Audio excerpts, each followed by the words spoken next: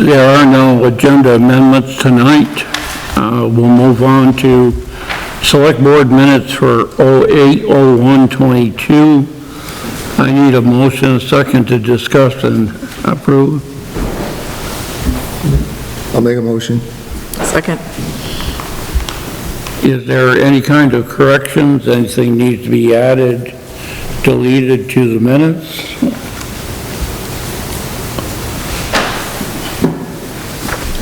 I wasn't here for it, so. Just us three. You're good. Yeah, I wasn't here for it, so I don't have any. Hearing none. All those in favor of approving the minutes of August 1, say aye. Aye. Aye. Any opposed? Abstaining. The pay orders for August 20. Currently, we're showing $16,218.53. I need a motion, a second to approve and discuss. I'll make a motion to. A second. Do we have any corrections here? Any questions that need answering?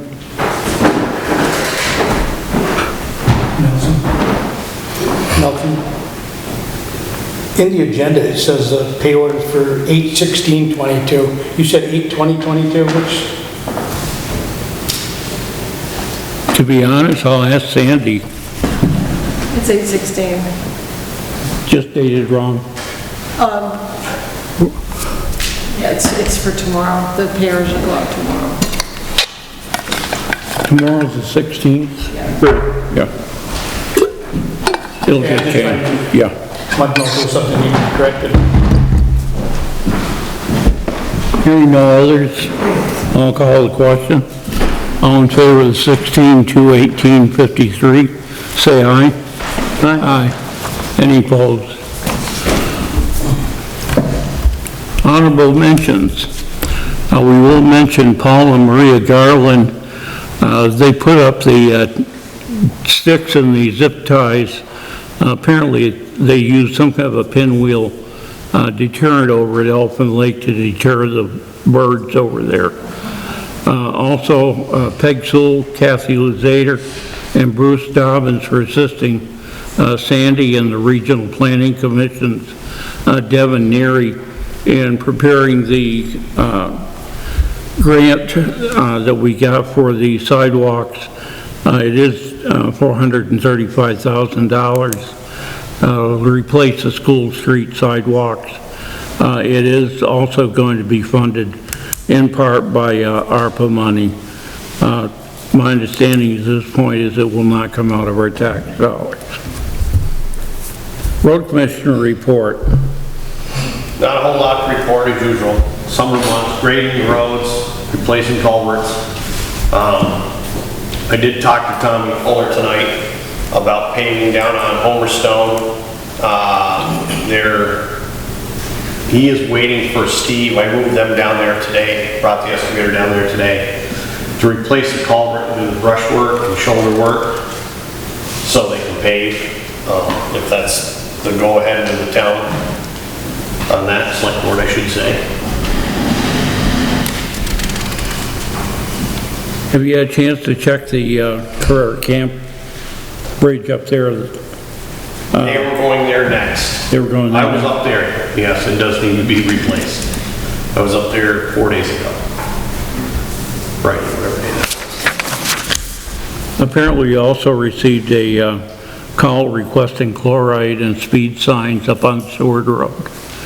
At the bottom of the hill. By the farm? Yeah. Yes. But my question on that is that an issue with the cow's feet? That's why I didn't want to do that ahead of time. I don't know. As in they don't want to put salt down? What's that? Is they saying they don't want to put salt down for, Well, on I that don't know part? if it's going to affect the cow's feet. I don't know much about Okay. walking in. I know certain salts will affect dogs' feet. Right. Cats. Right. I just don't know whether they dilute it with water or if it would be an irritant to their feet or not. I don't have an issue putting it down as long as it's not gonna harm anything. We have it, it's not an issue. Check with the farmer before you do it, Phil? Yeah, and I think, talk with either Dave, see if they think it's gonna be an issue.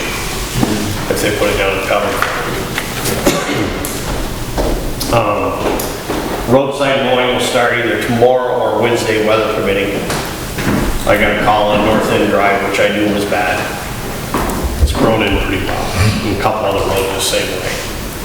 So, we'll start mowing on that tomorrow. Weather's good. Other than that, I don't think there's a whole lot. They've been doing some work on the trucks down there, one of the old International, working on wiring on that. A couple of little things. But I know they replaced a culvert up on just past Kent Farm Road last week. They're gonna do the one down by Al's Furniture old warehouse this week. So, other than that, it's not a lot going on. How much of the paving will Fuller be able to do with the budget? Well, he said the whole project, if we went from one end to the other, was around 70,000. So I presume the bridge is just short of halfway, I think it is, by what I measured. So he goes from where we left off paving 3 years ago in front of Al's to there. It's gonna be somewhere between 30 and 32, 33,000, probably 34,000, I would guess. I'm hoping we have enough money to do the whole piece, not have to cut short from the bridge. I think there's 30,000 to do something in the budget. So, We have a little extra from the supplemental. so if he, say he needs another 2,500 to finish the whole piece, I'm sure he's gonna shim it all and start at the top. But if he needs a little more, do you wanna have him go ahead and finish to the bridge? It's, you know, a couple, $3,000? Or do you wanna save that money?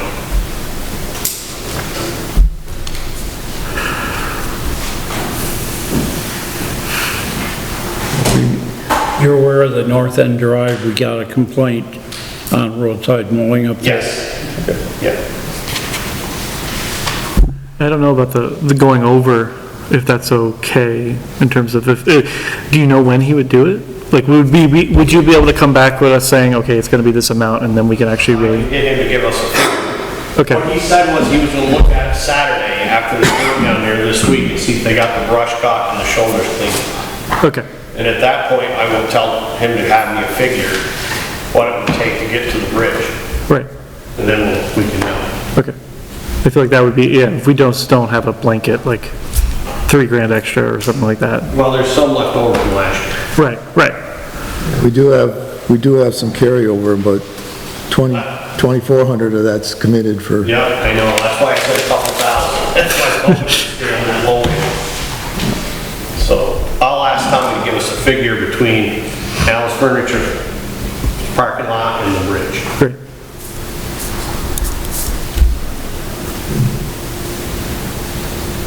Other than that, that's about all I have. Any questions for Phil? I wasn't here last meeting, so I'm not sure what went on. That pretty much puts us down to public comments. Again, we have a number of people from the audience here tonight. Do we have any questions that have arisen during the week? And I would just note that the traffic concern that many of you are here for is number 10, so we're going to take that in its order.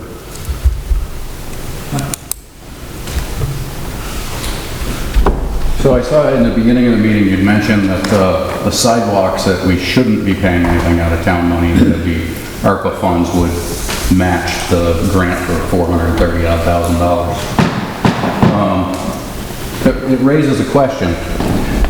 I've always heard and always been under the understanding that Prudential Committee controlled the sidewalks. What changed? So right now you guys are taking control of the sidewalks, but the Prudential Committee maintains them in the wintertime with plowing and sanding. So it brings up a lot of other points too. As far as town money being spent, initially I thought this was town money being spent, so we'll continue on.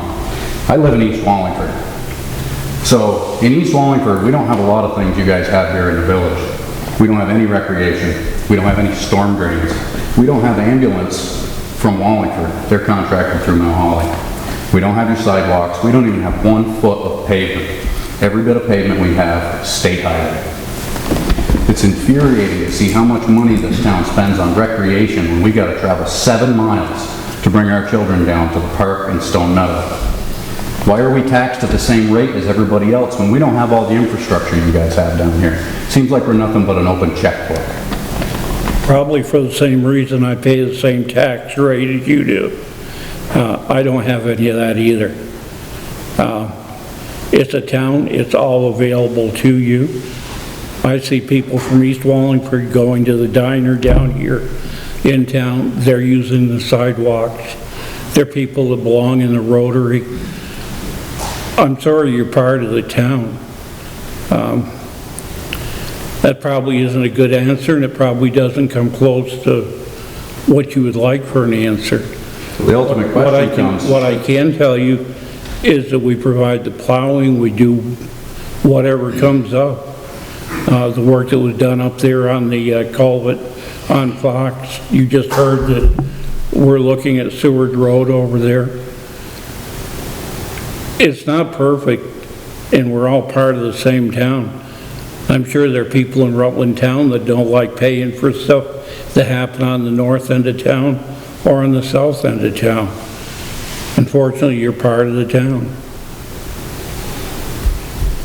Maybe it's time East Wallingford leaves Wallingford. It's conceivable. Maybe Texas wants to be independent. I mean, it's all possible. We already have our own fire station. We contract through East Wallingford or Mount Holly for an ambulance. The only thing we get out of you guys is zoning, which is laughable. Where's your new town garage with your plow trucks going? It's something we'd have to figure out. But it beats the hell out of paying for all the salt that we don't get a lick of up there. I'm sorry, I'm not going to engage in a big, long debate with you tonight. It's a problem. There's always the vote that comes up in, March every year. You can petition a article to put on there. Certainly, if you want to go that route. As far as the sidewalks, Mark, the Prudential Committee charter states that they are responsible for plowing the sidewalks. That's it. So there's been a long, ongoing battle for years For 20 years. on who was responsible to maintain and repair the sidewalks. This board and the previous board decided at one of our meetings that we weren't going to keep arguing about this. The town was going to do what it could to start and work with the Prudential Committee on that. So if we're going to go that route, can we start with maybe the town takes over snow plowing also? It seems how the equipment that the district uses is terrible. Doesn't do half the job it should. you need to take that up with the Prudential Committee. Require a charter change in the legislature. Yeah. And I think the tough thing about having, just theoretically, if you were to split off, or South Wallingford were to split off, that's reducing, like we're basically right now putting our pools together to be able to have the services that all three sectors of Wallingford get. We would then be getting less amounts, and we'd be going for grants and everything else like that. We'd have less opportunity because you'd have three people basically going for the same one. So I could understand wanting We got 3 areas here going for money to put into one spot, right here in the central village. Nothing gets distributed. Where's the town land in East Wallingford? That would have to be bought by it, or that'd be bought by it, or it'd have to be donated. Like Stone Meadow was donated. I don't know how the rec fields were brought about, but I mean, we get the ideas when people bring up, well, like the School Street kind of sidewalks issues, that it was one that's been neglected for a very long time, and we're finally getting money that we could do, because we would never have $400,000 just to spend on one set of sidewalks. But for those other projects, if people come from East Wallingford and South Wallingford and come about and saying, this is something I want to do, and come to us with a proposal, then that's something we can work into a budget. But if we don't get that input, then, but I know it's tough because does feel like we're in a completely different world once you go around 140, but I think it's just more about making sure that your voice is heard on a regular basis, or if you have an idea of how you could do recs, like maybe there's somebody who has land that wants to turn it into like a mountain biking route, so that the Stone Meadow wouldn't have to accommodate that. That might be something that you could draw people to East Wallingford. But I think the projects we get are mostly coming from in town. So we just have to get people to say, I want this project done. Yeah, it's the vocal dozen. They always get their way. Sure.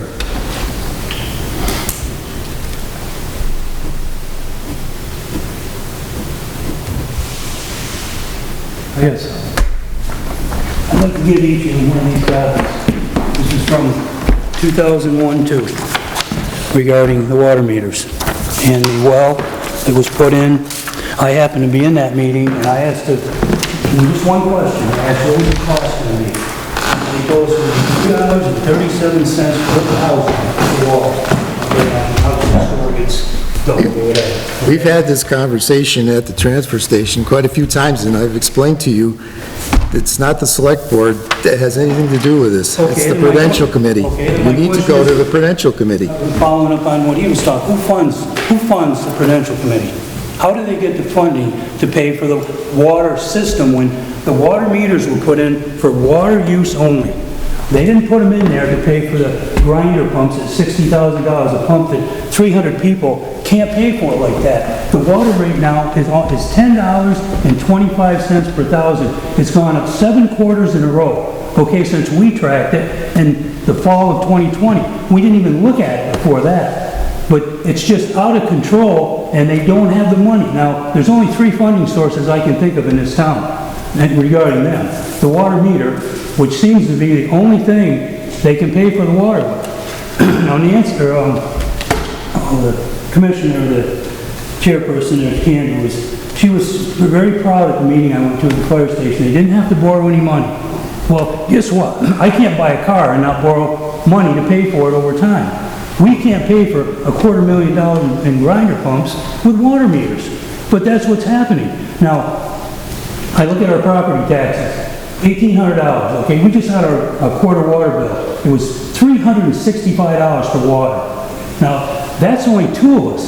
I mean, what is and I talked to, you have a young lady over in your 25 development over here that they buy water from. Basically, she was telling me one of the families was paying $900 a quarter for water, family.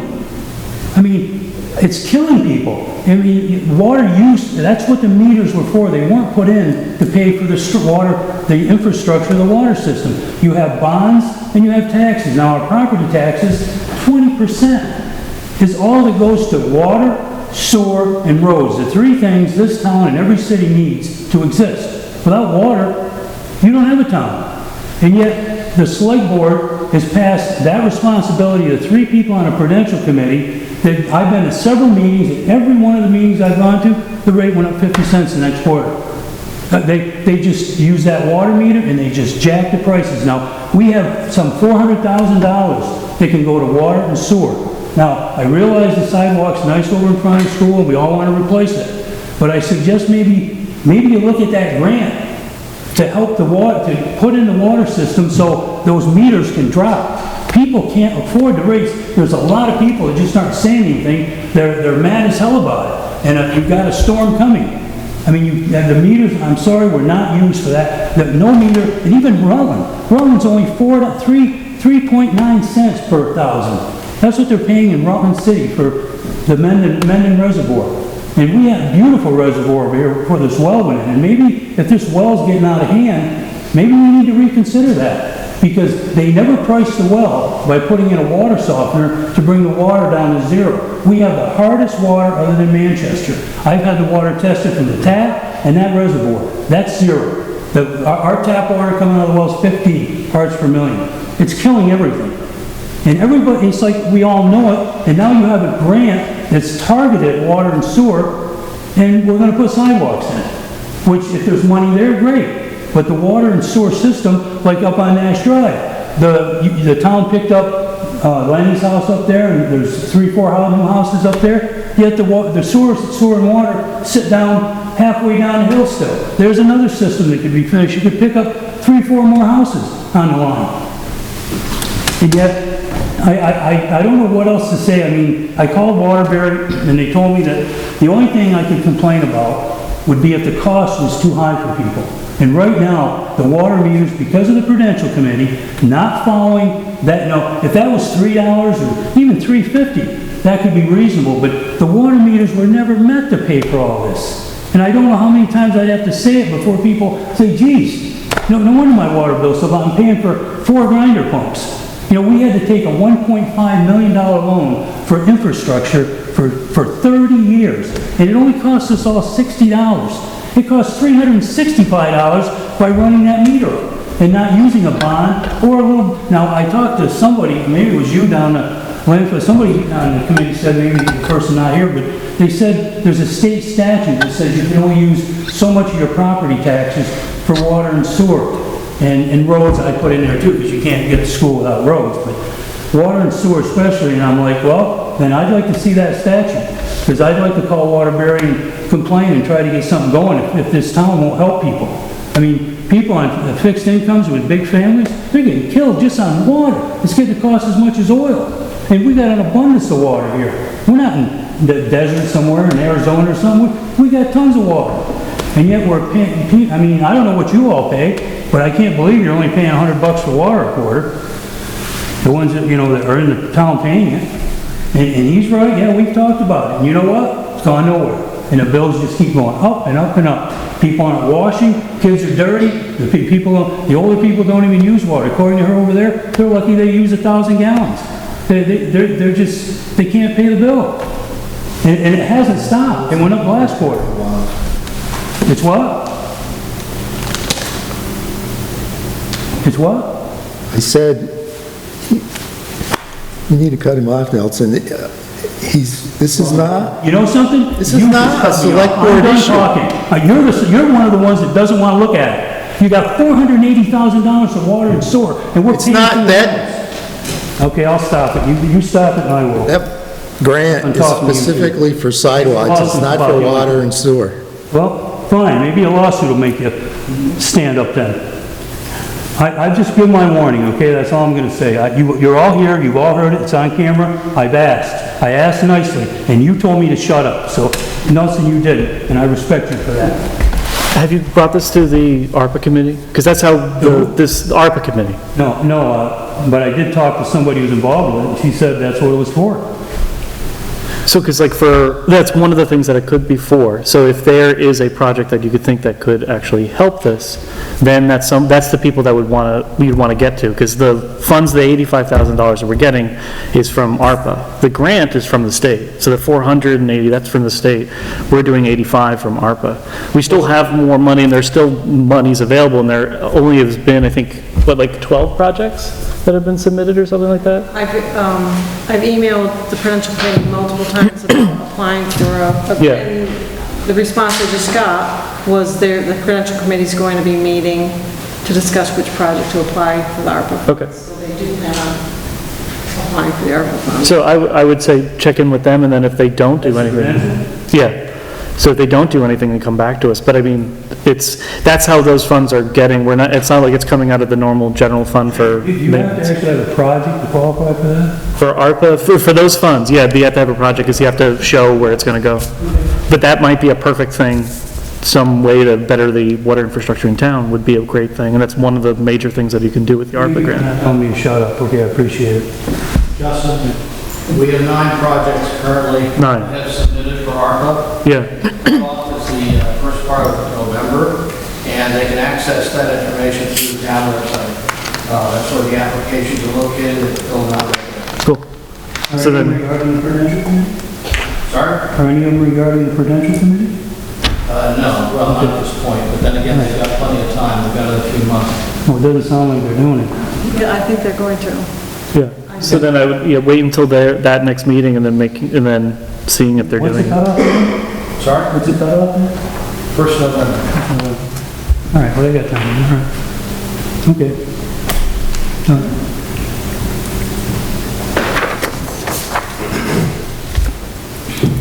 we have any other public commentary? Hot Weather Annex. Stephanie's here. Yep. Stephanie's over there. Didn't realize it. Thanks, folks. I'm Stephanie Berg. I'm a planner with the Rutland Regional Planning Commission, and I'm here tonight regarding hot weather emergency response planning. I wanted to start off by thanking the town of Wallingford when I reached out earlier this spring to agree to participate as one of the pilot communities in our region for doing this work.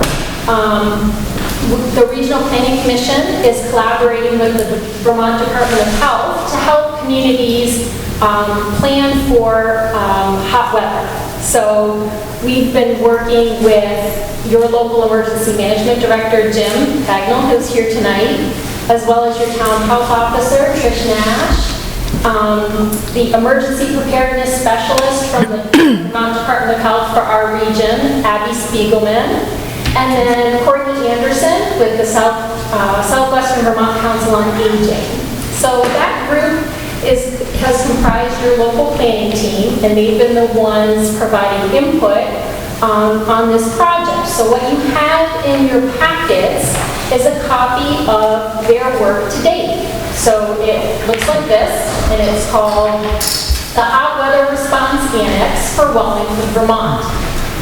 You notice that it's not called the Hot Weather Response Plan for Wallingford, Vermont. It's called an annex.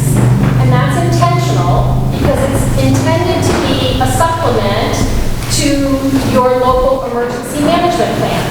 So every year, Wallingford does a great job of keeping its local emergency management plan updated. And the annex that we're developing for hot weather response is really just intended to be an attachment to your overall local emergency management plan. Okay? So what the planning team has worked through to date in this framework is an approach for responding specifically to the scenario of a hot weather event. Okay? Your local emergency management plan is kind of an all hazards framework for responding locally to an incident. The hot weather annex kind of takes that information and drills down to the specific scenario of hot weather.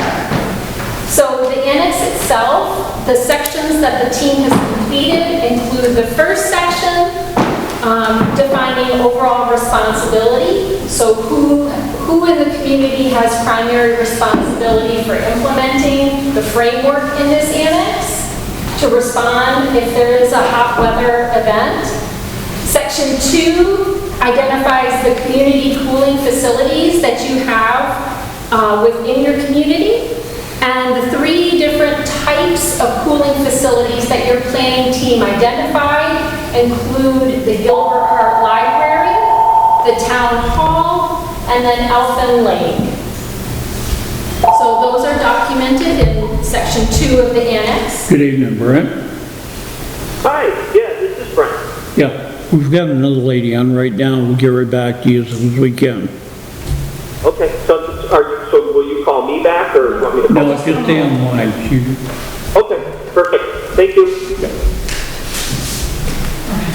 The third section of the annex identifies, provides an overview of the various actions that the town would take in response to a hot weather event, the triggers for taking those actions, and who specifically would be responsible for that action. And then on the back page, we have the communications plan.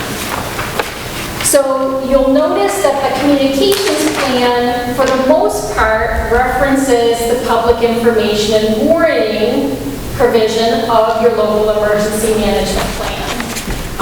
That's intentional. We don't want to recreate the wheel here. We really want to utilize the framework in your existing emergency management plan plan, and then build out as we need to for this specific scenario.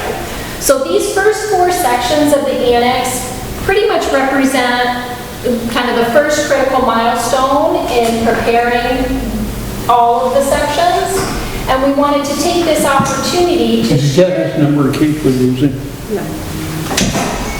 to share the work to date with the local officials as well as the public, so that we could get some early input on your comfort level in terms of, you know, what's been completed to date. Make sure that you agree with the cooling facilities that have been identified. Make sure you're comfortable with the different actions and triggers and who will be responsible for undertaking those actions. And the communications plan. That really, there shouldn't be a whole lot of new information there because you've already identified your information and warning methods in your emergency management plan. But there are some specifics about when messages regarding hot weather in particular should be sent. So, any questions? Question. Eric, I haven't seen the plan or anything, but my only question is does, especially concerning hot weather, air conditioning, if you needed to cool something, but do we have an identified area that has a generator that in case the power was out, we could generate air conditioning with? I mean, I don't know if the library has anything, but I know the school doesn't, the town hall doesn't, and I just wondered, do we have that in place somewhere? The short answer to that is no, we don't. I think maybe in our energy plan or in our emergency plan, I mean, even for designating a space, it should be at least have a generator for sure, even if it's for an emergency, no matter what it might be, whether it's hot weather or a flood or a forest fire, whatever it is. I think we should have a generator in some building. That's all I got to say. The ARPA committee there has submitted, I believe it's a section of 18, I think it's 18 different uses for ARPA funds. I know the generator problem is one of the ones that they're looking at. We should identify a building to do it. It's been something way back when you were on the board.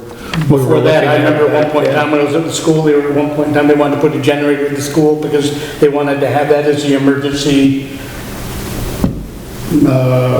Rally point or whatever. rallying point or whatever, and they decided because it was in the floodplain not to, but they never went any further with it. So. Yeah. What was the plan here? They have identified a couple of the areas, and I believe that, Bruce, you are working on the Yes. the generation. Anything that involves emergency management or emergency response is a candidate for an ARPA project. So I would just point out that as you folks are identifying, you know, additional needs as far as emergency management related resources are concerned, I believe the state of Vermont is in the process of finalizing a new grant program to help equip local emergency operations centers. And for the town of Wallingford, this building is designated as your primary local emergency operations center. So I think generators may be an eligible purchase under what is supposed to be a new grant program to be released sometime in September. Oh, good. Thank you, Stephanie. Cool. Just for your information, the fire station is set up for generator cooling and heat, for the short term anyways. But it may So be an option. you're saying in the East Wallingford or in the one down right? Yeah. We do have a generator, we'll run our air conditioners upstairs. I wonder, why didn't we go for that? Was it because it's a Prudential building or? Because you were working on proposing what sites would be it, right? So we picked the town hall and Elfin, why am I blanking on the last one? The library. So why wouldn't would it be just because of emergency services you wanted to make sure that's cleared or? When we pick those, Yeah. primarily the town hall right now doesn't have any standby power, but they do have cooling in the second level here. The library was approached by I believe the Department of Health. They stood up and said that they could be used as a cooling center, and it's identified in the state plan as well. Okay. At this point, we didn't discuss the fire department at this point, but there were other options, and I think it's important to note that the thresholds that Stephanie's talking about, and not just a warm day or a hot day, you know, it's when the heat index actually gets over 95 that something like this is going to kick in. Right. So A combination of heat and humidity to really make it gnarly, and drying conditions or... And just to kind of piggyback a little bit on what Linda has said, I think if you look at the definition for the different types of cooling facilities, a cool place is somebody says air conditioned and operating as usual during normal hours. Okay, the library meets that kind of definition. A cooling center is specifically advertised for cooling and would offer extra amenities. So the town hall, I think, made the most sense because you are open to the public already for normal business hours. You have the ability, without much heavy lifting, to extend those hours for the duration of a heat advisory. So a heat advisory may extend to 6 p.m. on a given day, and the town office could stay open until 6 p.m. And then you have outdoor sites, and of course, you know, Lake Elfin met that definition really well. So I think that might add some explanation as to why the fire department wasn't a logical choice to identify in the plan. That's our business as emergencies, so. Right, but you're not open to the public. In an emergency, we can be on a open for regular anything. basis. In an emergency, we can be open for anything. We also have a full kitchen. Would you like to be included as a cooling facility in the town? We can talk about it. Okay, Yeah. so the next steps with this, I don't mean to cut off any other questions. Were there any other questions? No. Okay. I got a question. I've seen these cooling centers open. They'll close at 6 o'clock. Why aren't they open till 8 or 9 o'clock? At 6 o'clock in the evening, it's still pretty darn hot and humid out. And if you're a person that's going to a home that has been baking all day long, temperatures are probably higher at 6 o'clock than they were when you left at 11 o'clock. So why aren't they open a lot later? I think you have to be reasonable and practical as a community, what you can offer to the public. So it boils down to resources. Do you have the staffing available to provide these facilities beyond maybe a 6 p.m. cutoff? You know, this is, I think, the first time the town has, in a formal capacity, tried to offer this as a community resource. And I recommend that you start off doing what you can reasonably do and do it well. And if you see demand like that, maybe then look into adding capacity so that you could move beyond what you set as, you know, your preliminary resource. Or maybe there's some kind of stipulation that if it's been sustained for 3 days where that heat doesn't want to get away, then that's like something kicks in, well, we'll have our hours later. That would be something we would have to work towards versus being what we're setting up right now. Correct. Yeah.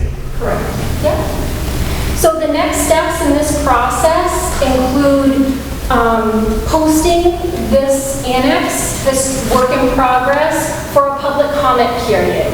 And I recommend that the comment period close to coincide with your first meeting in September, which would normally fall on holidays, so are you having it on the 6th?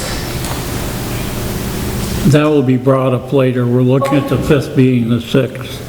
Okay, yeah, perfect. So if that's the case, I'd recommend that we close the public comment period on this first half of the annex to coincide with your first meeting in September, presumably on September 6th. And I'd ask that, you know, if you have comments like wanting to have the fire station included as a cooling facility in the plan, that you have the fire chief send that request during the public comment period to Jim. So there'll be some information available hopefully tomorrow on the town website as well as on the Regional Planning Commission's website about how to provide input during the public comment period. And when the planning team resumes their work after the comment period closes, they'll take into consideration all input received. So if you'd like to carry that request back to the chief and have him or her forward that onto the planning team, I think that would be great. And similarly, if you have suggestions for maybe growth potentials for the town to consider being able to extend hours to a later time period at night, I'd encourage you to submit that during the comment period. Thank you. Okay, so then we'll resume work, we'll button up the rest of the sections, and we'll be back again at the end to share the final product with you. Great. Thank you. Thank you, Stephanie. Thank you, Stephanie. You're welcome. And Jim. Brent, are you still there? I am, can you hear me? Okay. I noticed in here that one of the things you're going to cover is the 1,500 to 2,000 for the planning, and that's going to be part of what your presentation is, I take it? Well, so that, I had reached out to Sandy, and I guess I'll defer to the board in terms of, what information they need or what questions they have of me. My initial conversations or discussions today have really been to just do some initial investigations and some assistance that could help the town in determining whether or not they may be eligible or compile the information that may be helpful in obtaining a grant for a newer renovated salt shed, sand and salt storage shed. Okay, well, we have Phil Baker here. He's the commissioner. Okay. He's probably a lot more familiar with what they need down there. I know there was a committee that went down and researched the area, but as yet I've not actually seen on the paper size of this thing or just what they are looking for. Go ahead. Well, so again, I came down for a visit to the site. I met with some folks probably, I'm going to say about a month or so ago, and that was to have some conversations about I think the direction of that, and hopefully I'm not mischaracterizing that conversation, but it was looking at whether or not in addition to the existing building would be something worthwhile pursuing, and what the possible funding was. And my understanding was that the town was looking at the possibility of pursuing a mitigation grant through VTrans, and with that funding comes a number of different requirements. So in the course of that conversation when I was on site, I tried to outline, and I apologize, I don't have everyone's name that was at that meeting, but I tried to outline the requirements that are generally necessary and some of the design implications behind going one way or another, meaning whether or not in addition to an existing building was actually viable, or potentially maybe a new building might be an easier approach. So, I guess that's where I was at. I'm happy to answer any questions. I apologize, I didn't have any presentation type thing set up, but I'm certainly able to answer questions or give you as much information, hopefully as the board might need in terms of whether or not they want to move forward with a study or just look at the initial feasibility of that project. Bruce, were you on that committee? Yes. Did you get any kind of a resolution where you thought we were at? Whether we should go with a new building or whether we should be looking at an addition? After our conversations with Brent, I mean, and Phil and I both came to the same conclusion that it would be the same amount of money to put up a new building versus trying to add on to the existing building and then having to go through all the different processes with the state that we would have to do. With the bulk of those permitting and all that stuff, would that be for the new building? Some of that was my understanding it would not have to take place with a new building. Isn't that right, Brent? Yeah, well, Bruce, that, you know, I'm glad you chimed in there. So, you know, part of it depends on how the town would like to approach funding. And if the town is leaning towards getting a mitigation grant or a grant through V-Trans, with that comes the permitting, and also a number of different steps in the design process. The conversation that I had, Bruce, and I think that was maybe how, you know, potentially led one way to another, but it was, this is all assuming if you get V-Trans funding through a mitigation grant. So if you were able to get funding through the mitigation program and wanted to do it in addition to the existing building, you would need to go through a number of steps. One of which is getting a Department of Fire Safety permit for the building itself. And in order to do that, there would need to be a structural designer would need to actually design that addition, and more than likely would also need to sign off on the remaining portion of the existing structure. And the concern I had, I'm not a structural engineer, but the concern I had was that you'd be hard-pressed to find a structural engineer that would potentially certify or attest to the safety of the existing structure that's there.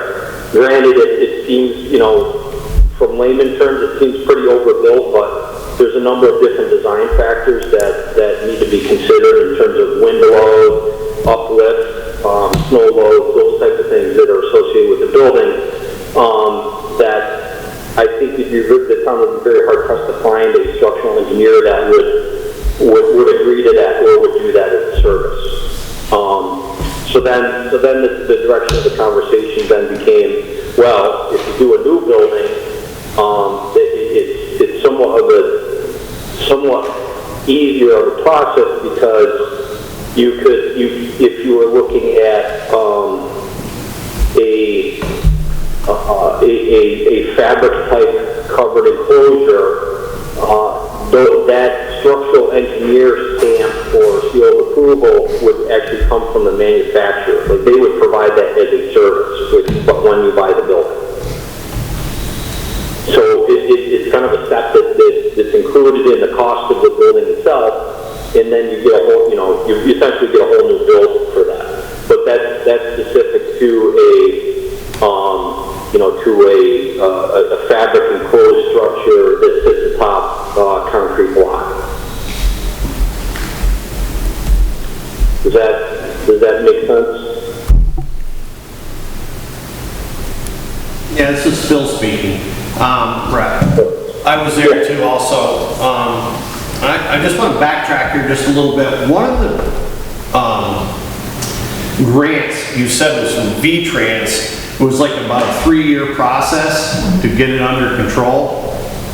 Yeah. Compared to going with, I think this other grant that you're talking about is like a year possibly, and like you say, with the structure being a fabric enclosed structure, it is much easier to get it approved in the grant than it is to go through all the state process. Am I right on that?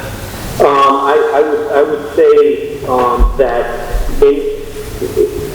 the process, I guess the process that I'm talking about is the V-Trans mitigation grant. So the process would be the same, or not the same, but I guess the process I'm talking about specifically is the V-Trans mitigation grant process.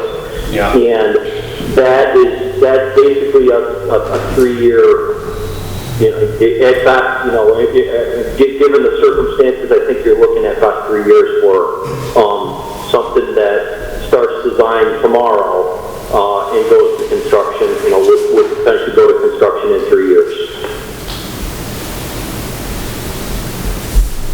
So, we were talking about a different grant, I know that, it was one without going through the engineering study. I'm not sure. I don't exactly. Yeah, honestly, I don't specifically remember a different approach to that. The one that I had been talking about was that mitigation grant. I don't think, Phil, I don't think we were talking about a grant. I think we were talking about using some of the ARPA money. Oh, just using ARPA. The town. Just using ARPA. Maybe just using ARPA funds. Oh, that's probably what it was. Yes. It wasn't a second grant. Yeah. Right. And so I guess to that point, Phil, is that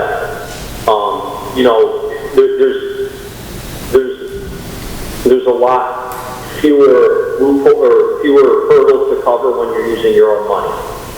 Right. The challenge with using V-Trans funds is coming through federal highways, so they have to go through a NEPA process, which is pretty intensive and it takes quite a while. But the end result was that if we were to use our own money versus going after the grant, it would come out the same pretty much. I mean, we could spend $180,000, for example, to put an addition on using our own money, or we could spend $180,000 and get a grant and have a totally new structure. Is what it came down to. Yeah, I think that would be a fair assessment. And I would add to that is that, using your own money, you can really kind of set your own time frame on that.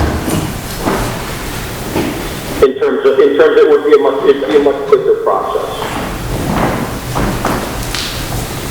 Yes.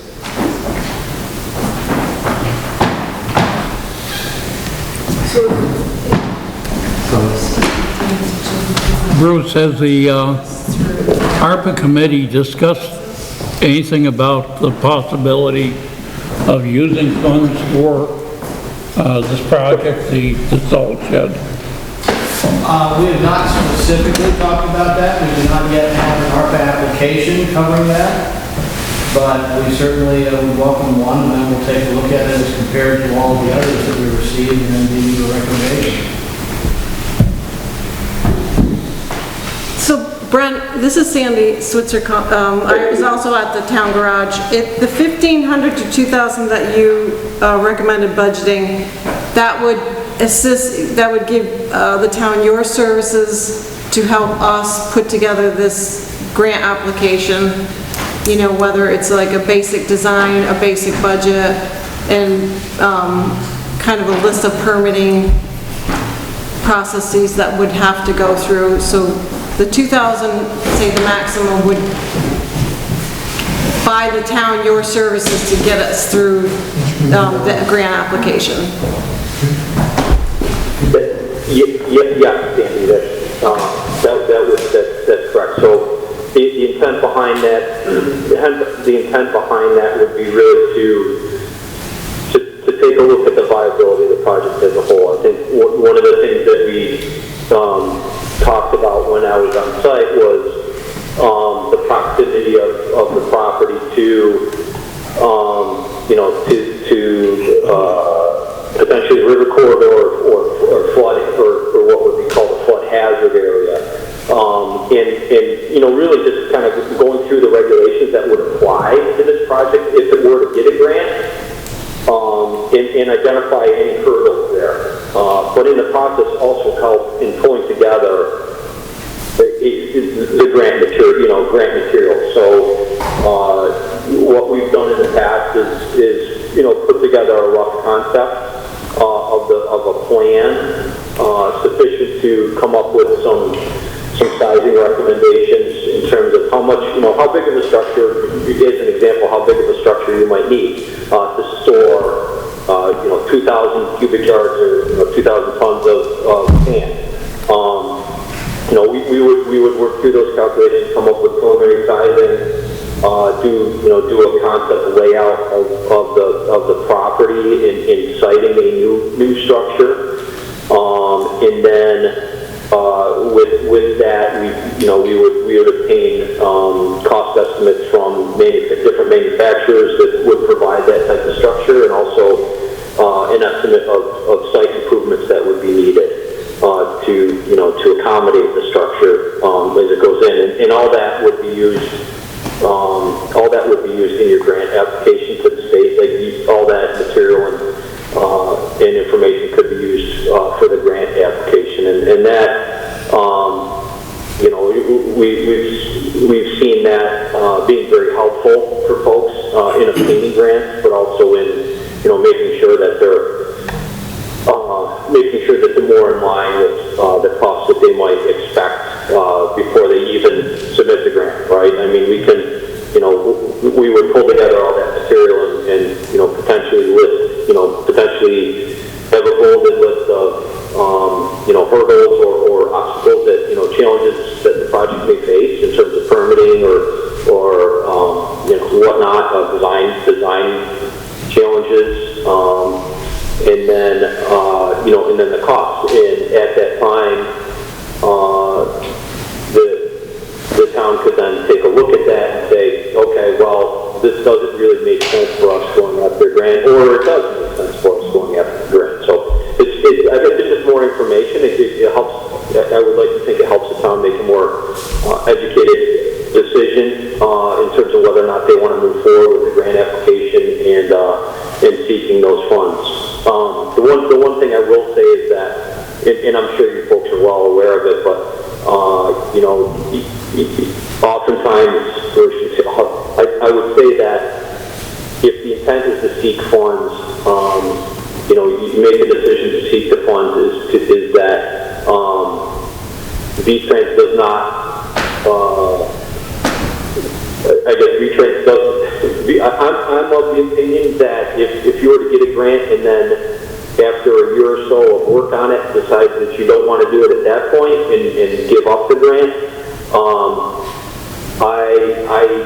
I believe that that makes any sort of grant through V-Trans in the future much more challenging to get, even if you were to, rank higher on a thing. The fact that you've given up a grant or something like that isn't something that V-Trans takes lightly. So just a word of caution, and that's what kind of this introductory study or this grant that says, the assistance pulling together grant information, I'd like to think would help the town in understanding that and making a more informed choice moving forward.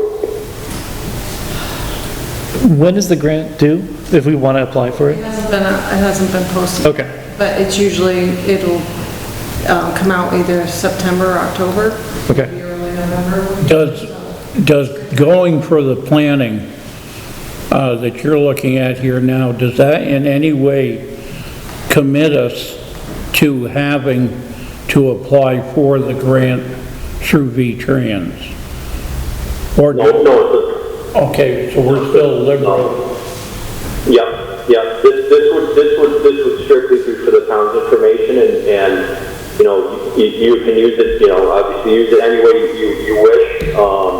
The intent behind it would be, again, to just provide backup and support for the grant if you choose to go after it, but also as a reference in terms of, okay, if you decide to use your own money, ARPA funds or whatnot, what might be some of the challenges in terms of permitting. Even if you don't go through the V-Trans process, there's still likely other permits that you would still need to apply for. I'm assuming that the information gathered here would also be useful if we decide not to go for V-Trans and to do this through our local funding. Right. I think so. I guess I don't know for certain if that would provide, I don't know at this point whether or not that would provide a clear, definitive. I'm assuming from what you described, that at the very least that we'd come out with some kind of dimensions of the facility that we need. Oh, absolutely, yes, sir. Yeah. Okay, that would put us a lot further ahead of what we're really not at yet. And Brent, what would, I will offer up there though, not that I'm trying to, solicit services or anything like that, but I would offer that, I'd be happy to put the town in touch with, one or two of these types of building manufacturers, and they actually would do the sizing themselves as a service. Even without, even if you don't even order the building, you can call them up and say, well, you're looking at what sizes, and they would do that free of charge. and Brent, in terms of timeline, would this be done in time so that we could make that decision, either going for the grant or going for ARPA? So for us, it's November 1st for ARPA. If we went forward with this, what do you think the timeline would be when we sign a contract and then you giving us the... Well, I think I would say we'd have to work backwards. I don't have the date of when those grants are due in front of me, but I could certainly find that out. And, we're working back. It would take us, a week or two to actually put together kind of all the necessary materials, but more so, we're somewhat dependent on the manufacturer in terms of getting us pricing, so that tends to take a little bit longer. So I guess I would say, if the grants are due, I'm throwing out dates here, but if the grants are due, October 1st, then if we had, a go-ahead, I think we'd want to be able to present the board with some information in order to make a decision whether or not to go with the grant or not. And you'd probably want that 1 or 2 weeks in advance of the grant deadline. And then in advance of the select board meeting, we would need, 3 to 4, we'd need 3 to 4 weeks to really pull everything together and make sure that we're, giving you the information that you're looking for and compiling it all.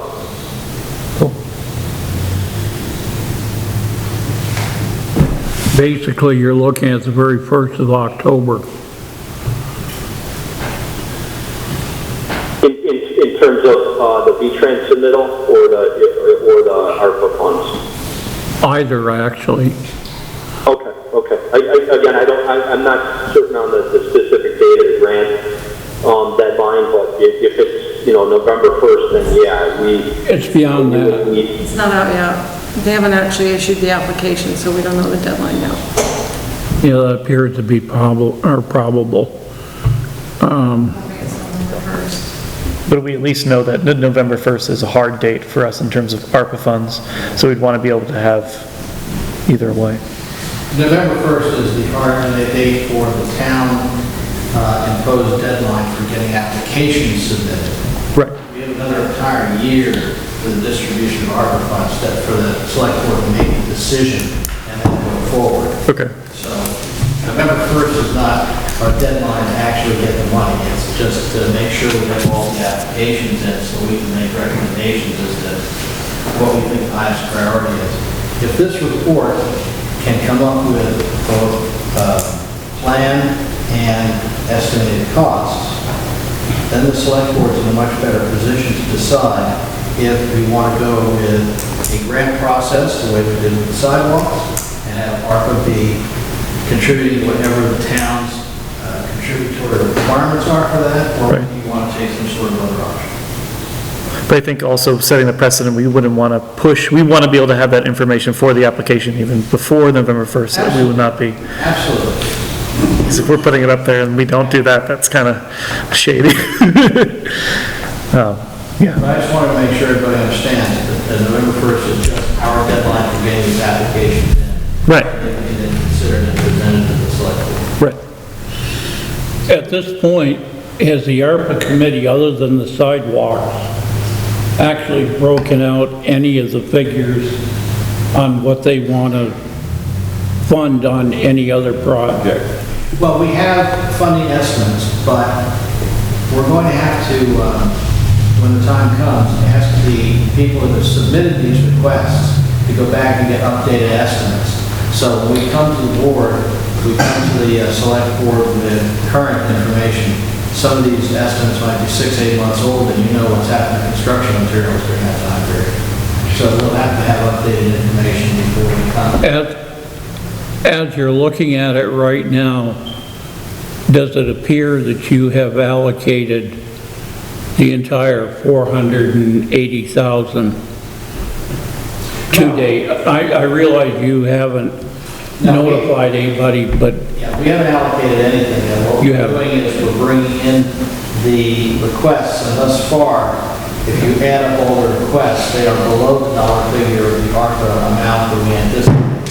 What has been set aside, however, is the 20% that's required for the town to provide for the school street sidewalks. Yep. That's been set aside. Yep. Right. The rest of it, no, we're not going to be making that decision. Okay, we needed to know that. So what do we need to do tonight Yeah. with this? We want it, we just, Do we need a decision on whether to spend the $1,500 to $2,000? right. For 1,500 or 2,000? Right. 2,000. Well, I'll make a motion that we spend up to $2,000 to hire Mr. Rakowski's firm. I'll second it because I think that's the only way we're really going to get the All in information. favor of the 2,000 being set aside? Say aye. Aye. Aye.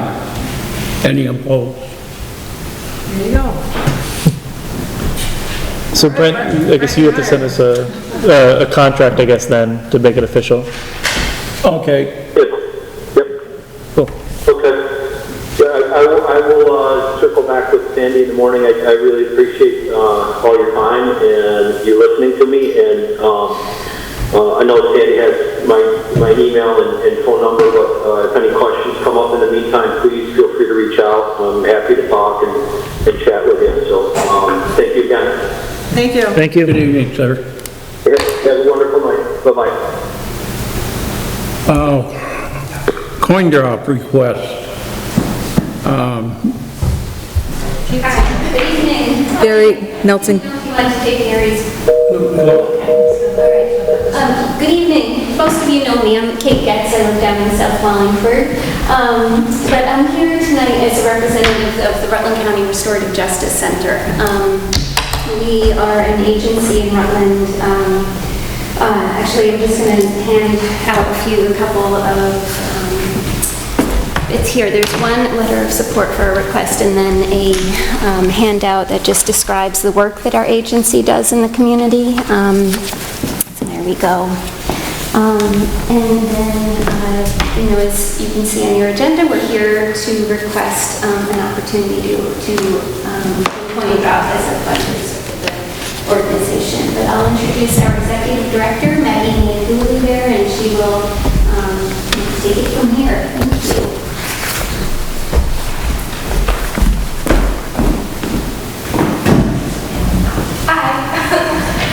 So as Kate said, I'm Maggie Dooley. I'm the executive director for the Rutland County Restorative Justice Center. We're an agency that serves all of Rutland County. What we do is we divert people from the court system. It might be helpful if you're a little louder. I don't believe you have a mic over there. No, there's one right here. All right. Can everyone hear me? Is that okay? I can stand up too. That's easier. I can hear you. Hi. So I'm a representative of the Rutland County Restorative Justice Center as well. Kate's coming as a Wallingford resident, but also as our pretrial services coordinator.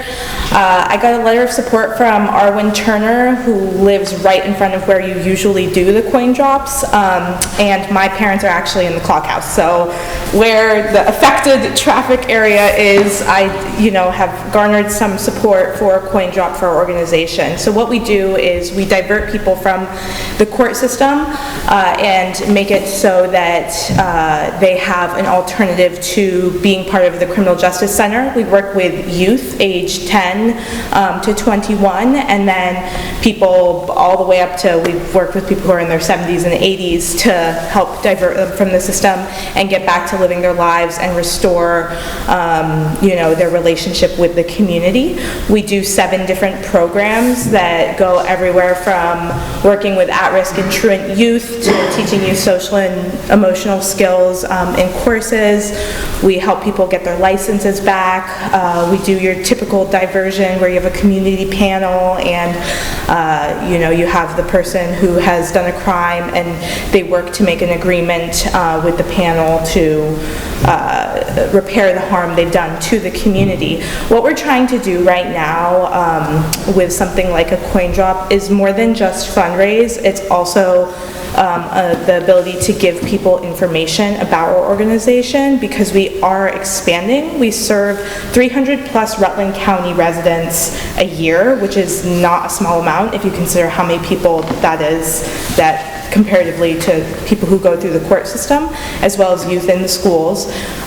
We do serve residents of Wallingford. So basically what we're looking to do is get a permit to have a coin drop. We know traditionally you've only done the Rotary and the fire department. The reason we picked Wallingford was because Pittsford has a ton of construction right now. There's not really a safe place in Rutland. Brandon's super curvy, and if you want to hit the main thoroughfare of 7 to get the most information and the most reach, as far as like the fundraising piece of it too, 7 is really the logical location to go, which is why we've come to Wallingford, hoping that you'll support our endeavors to help people understand more about restorative justice through having a coin drop, and then what we'll probably do is hand them like a lollipop or something with a piece of information so they can go to our website, they can learn more about us if people are interested in volunteering. It's not really a talking piece, more as a giving information type thing to anyone who wants it that drives on by. And also for people just to recognize us more as an agency. We're right on Center Street. We've been around for about 40 years. We're state funded, so we get money from the agency or the Attorney General Office, Department of Children's and Families. We're funded by United Way. So really we are really ingrained in the community, but what we're finding is a lot of people don't know about all the work that we're doing. So we're trying to become more relevant outside of just the city and the town. That's another piece, is I feel like oftentimes information only flows in the center of Rutland County, and I'm trying to get beyond that because I think it's really important. And so do our staff who all live in the southern part of Rutland County, in Tinmouth and Shrewsbury and Mount Holly and Wallingford. So I'm trying to kind of go where our staff is because it seems like there's not a lot of people that know about us. So we're just requesting, I don't know if it's a permit or the possibility on October 1st from 10 a.m. to 4 p.m. to do a coin drop on 7 right in front of, I guess y'all know it as the Clock House, where you usually do and the Rotary, the little red schoolhouse area. So if anyone has any questions. So the money raised in this would be going towards your general fund just to? Yep. Okay, further. Okay. Yep, our it's not a general specific fund. like capital campaign or anything else like that? Not specifically. We do need a new roof and we have a historic building, so it might go a little bit towards that, but generally staffing as well as the programs that we have and, our general fund. Yep. Okay, cool.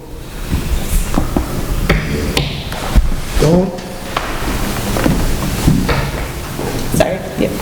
Just a piece of information, but the fire department normally does theirs the weekend after the one they're requesting. I'll be quite honest with you here. I have been against, well, traditionally we do 2 coin drops a year. I fought against both of them. I've spent 30 years watching traffic in this town. When you start setting up a coin drop, you either inhibit people going into the Cumberland Farms, you inhibit people going to the post office. We have a new restaurant in that area. everybody that wants to avoid it goes down Railroad Street. Railroad Street is not even 2 cars wide. It creates a dangerous situation there. What people don't know is 50 years ago, I was in one of the initial AOT programs of origin destination surveys, where I got to spend a whole summer, 10 weeks standing in the road, asking questions, giving out stuff. People hate it. You'll probably get more people that remember your coin drop for not getting through it quick than will remember it for the good parts. 12 years ago, I was also on the original Restorative Justice Program when it was given to law enforcement at Mill River Union. I was for years friends with John McClough. Big supporter of it. I'm a big supporter of restorative justice. I'm not a supporter of altering what we've come to do with the two. Both organizations that we've given permission to are local people. They serve local. Restorative Justice is more of a county-wide program. I see no good point of bringing it to Wallingford for its main support. I think you ought to be addressing the city of Rutland or someplace that is a real central place. We are tonight going to be discussing traffic in Wallingford, which is basically the parking, entrances onto the highway, speed through the town, everything that tells us, no, we don't want any more coin drops. I'll leave it to the board, but I think I've made myself clear.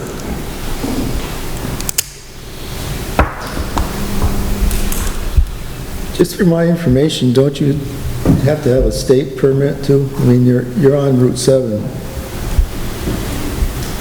I'm uncertain if it's a state permit. It was my understanding that it is town to town, but I could be wrong. I thought you had to have one from the agency of You would be required to get AOT's permission. Yeah, so I suppose if that was the case as well, then, you know, it would definitely be prudent to come and ask you before I see it from them. Sheriffs have to sign off on it. So, And you have to have your own insurance too.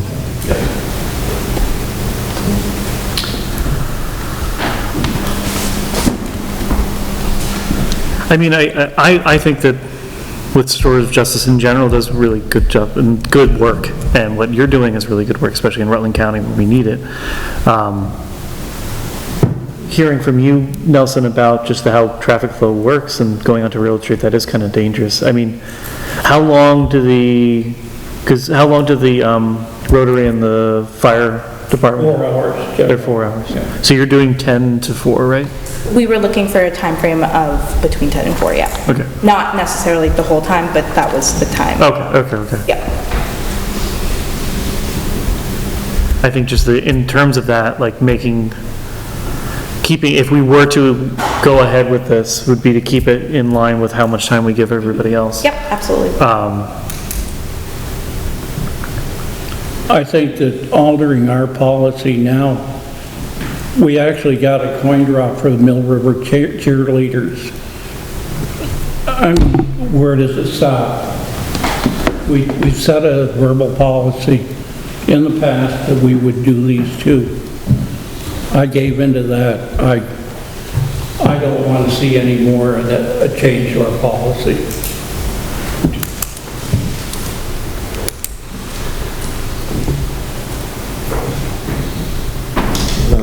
I agree with Nelson.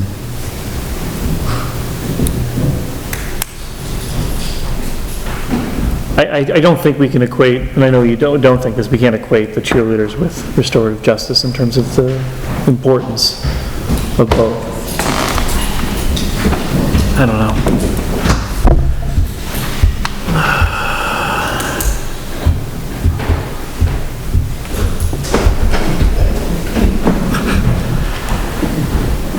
Yeah, I personally don't know. I think I lean towards wanting it to happen, but then we're coming into, depending on, we already have 2 no's. So I don't know how, Carolyn, how you're feeling about this. I'm kind of like you. You want to say yes. Yeah. Then Nelson gives, the rest of our meeting is pretty much discussing how Route 7 has traffic issues already. And then I'm very for the program. But then, then you'll have, once you start giving into one group, and now knowing that it's the weekend before our fire department, kind of, sometimes you'll give to one but not another, so if everybody already gave to the first one, not realizing it's something different, the timing is not optimal. Also. So it's kind of making me lean more towards a no, even though I really want to say yes. And my heart says yes, my brain says no. Are there other awareness campaigns that you're doing This is where we're starting. So I am only 4 months into this job after coming off of someone who had the agency under them for 29 years and didn't really do much to raise awareness in the community about what we are doing.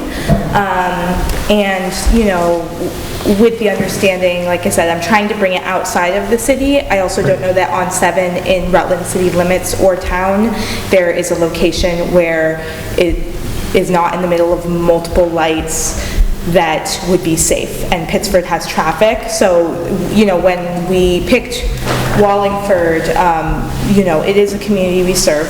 I don't know how many incarcerated folks you have total, but last year, like I said, we served 300 and something, so I think it's 318, and of that, it's every single city and town within Rutland, and 11 people were from Wallingford, which doesn't sound like a big number, but for 318 people, that's a fairly large percent for a town our size. So, we were trying to pick an area that's on 7 that is trafficked enough that has lower speeds. So that was really our gain looking at that, and it just seems like the most logical place that we serve, because we do serve the whole county, but I don't know that I've ever even seen a coin drop in the city. I think it's because there's not a literal safe place to do it. They're normally on Merchants Row. So, yeah.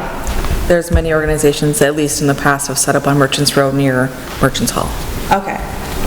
So, and that's something we're open to. Like I said, we're just trying to kind of come outside of Rutland City, because I don't think people do that enough. I wonder if it's something, because it sounds like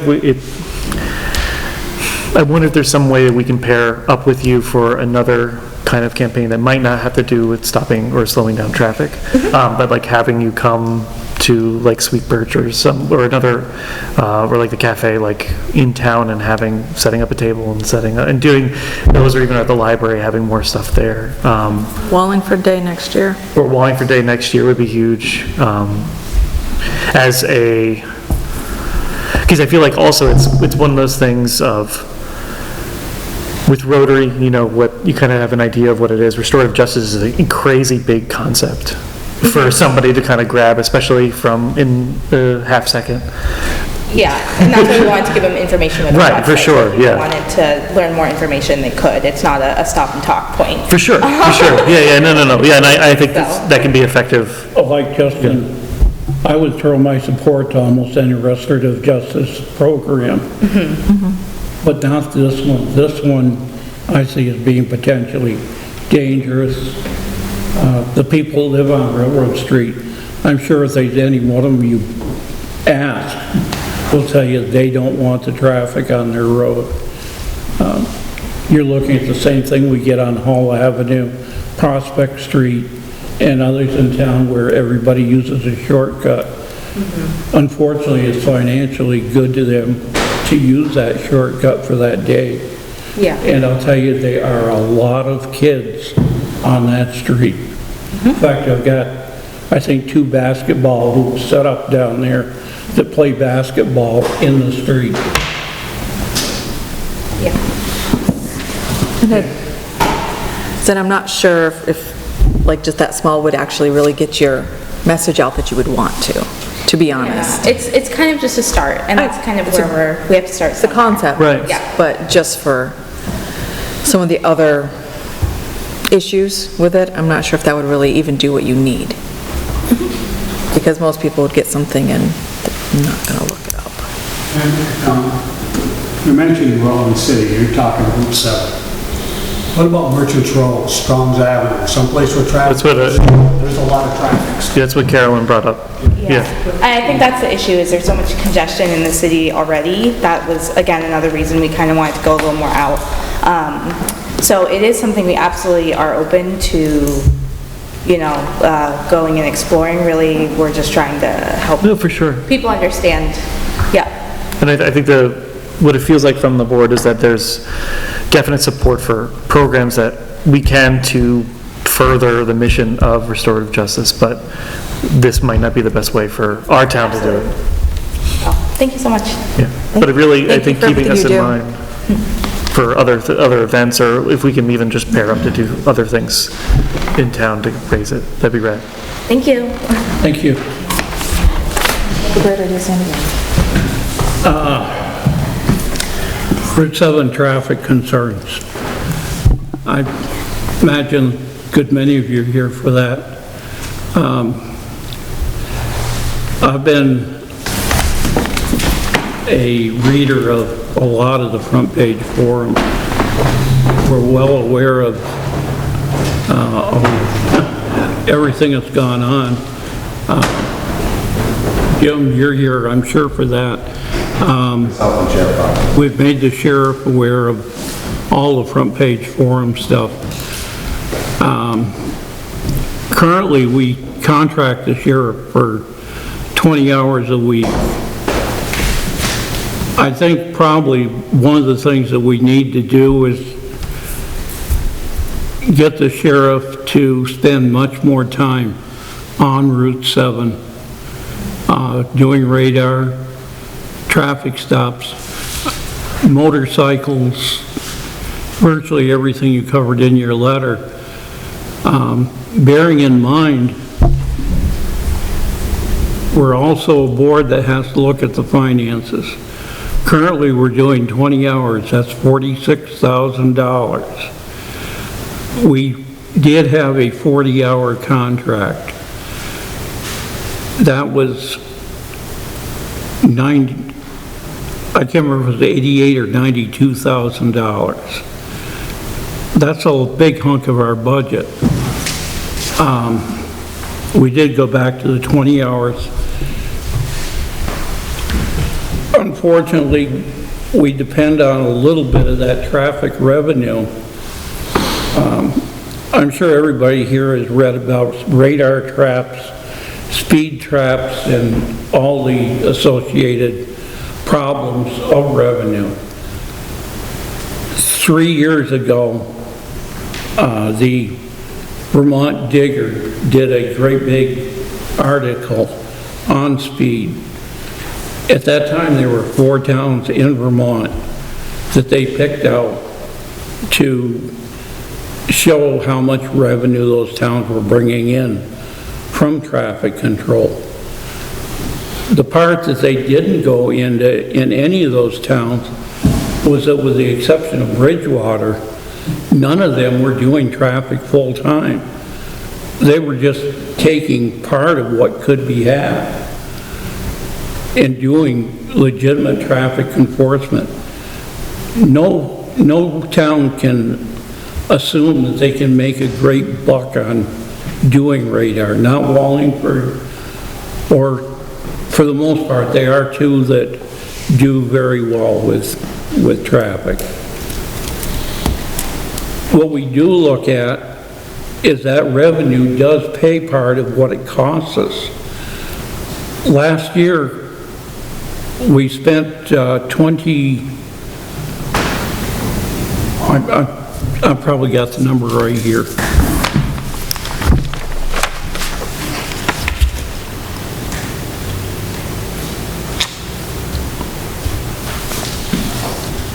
We budgeted around 20.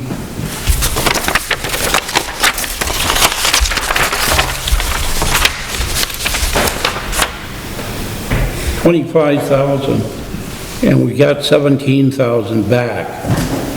So it didn't cost us a lot of money. But if we had budgeted 90,000 and gotten 17,000 back, so they is that side of it. The Jake break question, the state's attorney, or the Secretary of State has recommended that we not try to enforce it. First of all, the court will not give you a conviction on a Jake break violation. Bellis Falls and I believe Chester have erected signs telling them that you can't use a Jake break. It's unenforceable. As a time I spent as a driver, we had Jake brakes and they were useful. I'm in total agreement with you that Jake brakes for the most part in Wallingford are not needed. How you want to go about getting the average truck driver, first of all, you can turn the Jake brake on and leave it on, and it's going to come on every time you take your foot off the accelerator. That's just part of the mechanism of a Jake brake, or a Dynatard, or whatever the truck is using. A lot of these guys, particularly with logging trucks, just drive with them on, period. And they're not the best of neighbors as to taking them off because I don't want to wake somebody up. You know, unfortunately, at 3 o'clock in the morning, with the average driver having been up 4 or 5 hours now, that's not one of the things that's foremost in his mind. Basically, I don't have a lot of solutions for you, but I think it's probably a point where allowing you, the audience here, to express your complaints to us, and if you have any actual remedies. Gary, we actually got a letter today coming back on us that doesn't want one-way street on, and they live on Depot Street. I mean, you were here when we've gone through some of these traffic problems. There's not a good answer to everybody. But I, for one, am willing to listen. Can I speak? Do you mind if I speak? Go ahead. Well, if you were paying somebody full-time, you'd make a lot more than $75,000 or $17,000 because there are a lot of people to stop. There are a lot of people to stop, and it's not young boys driving those trucks, those hopped-up pickup trucks. It's men 30 and 40 years old. If you have somebody here full-time doing traffic, then he'd be, or she would be handing out tickets right and left, because that's just the way things are going. They are so fast and so unceasing and loud and really obnoxious. I don't know if anybody read the John Massavera thing a couple weeks ago, column in the Herald, but he was talking about the pickup trucks. They're just unbearable. They're not used for anything. They're not working trucks. I don't know where people get the money to buy them and just race back and forth and around and around. It doesn't stop at all. And they all have a muffler issue. Yeah. They monkey with their mufflers so that they can make as much noise as possible. We've lived here for 48 years on Route 7. I've never seen anything like what we have today. It's just like they're just rubbing in. Yeah, it's a bullying kind of tactic. And I don't think as a town we can put up with it. We need to do something about it. Nobody's going to want to live in our beautiful Main Street of Wallingford. It's too unbearable. And I think the solutions, more law enforcement is definitely one of the solutions. And I think that we need those digital slow down signs on every main entrance, north and south, east and west. The manual of uniform traffic control signs, or lovingly known as the Red Book, discourages placing any signs that are not mandated along a highway. I mean, that's right in the state manual. They're all over the place. They're all over the place. Because they're not mandated, doesn't mean we can't do it, because they're doing it everywhere. They can be done. And we're doing it right here in Wallingford now, and it seems to be effective for the people on School Street. I've always been a big proponent of putting those at both ends of town, just like you don't have to put a sign that say you're breaking the law if you're using a Jake brake. But you could put a nice sign out there with a flower on it that said, would you kindly not use a Jake brake? That's at least a suggestion to the truck drivers that are coming through, maybe not to use that. I don't think that Sharon keeps saying a full-time police force. Well, I'm assuming she's thinking a full-time police force is having an officer on duty 8 hours a day in Wallingford. That's not going to solve our problem, because it might be from 6 o'clock at night until midnight. You don't know when you're going to hear, when these are going to happen, when somebody's going to be speeding. I mean, at least with the third, if you can slow them down, that's what you're trying to do, because then you won't have the noise. So I think that's a big plus.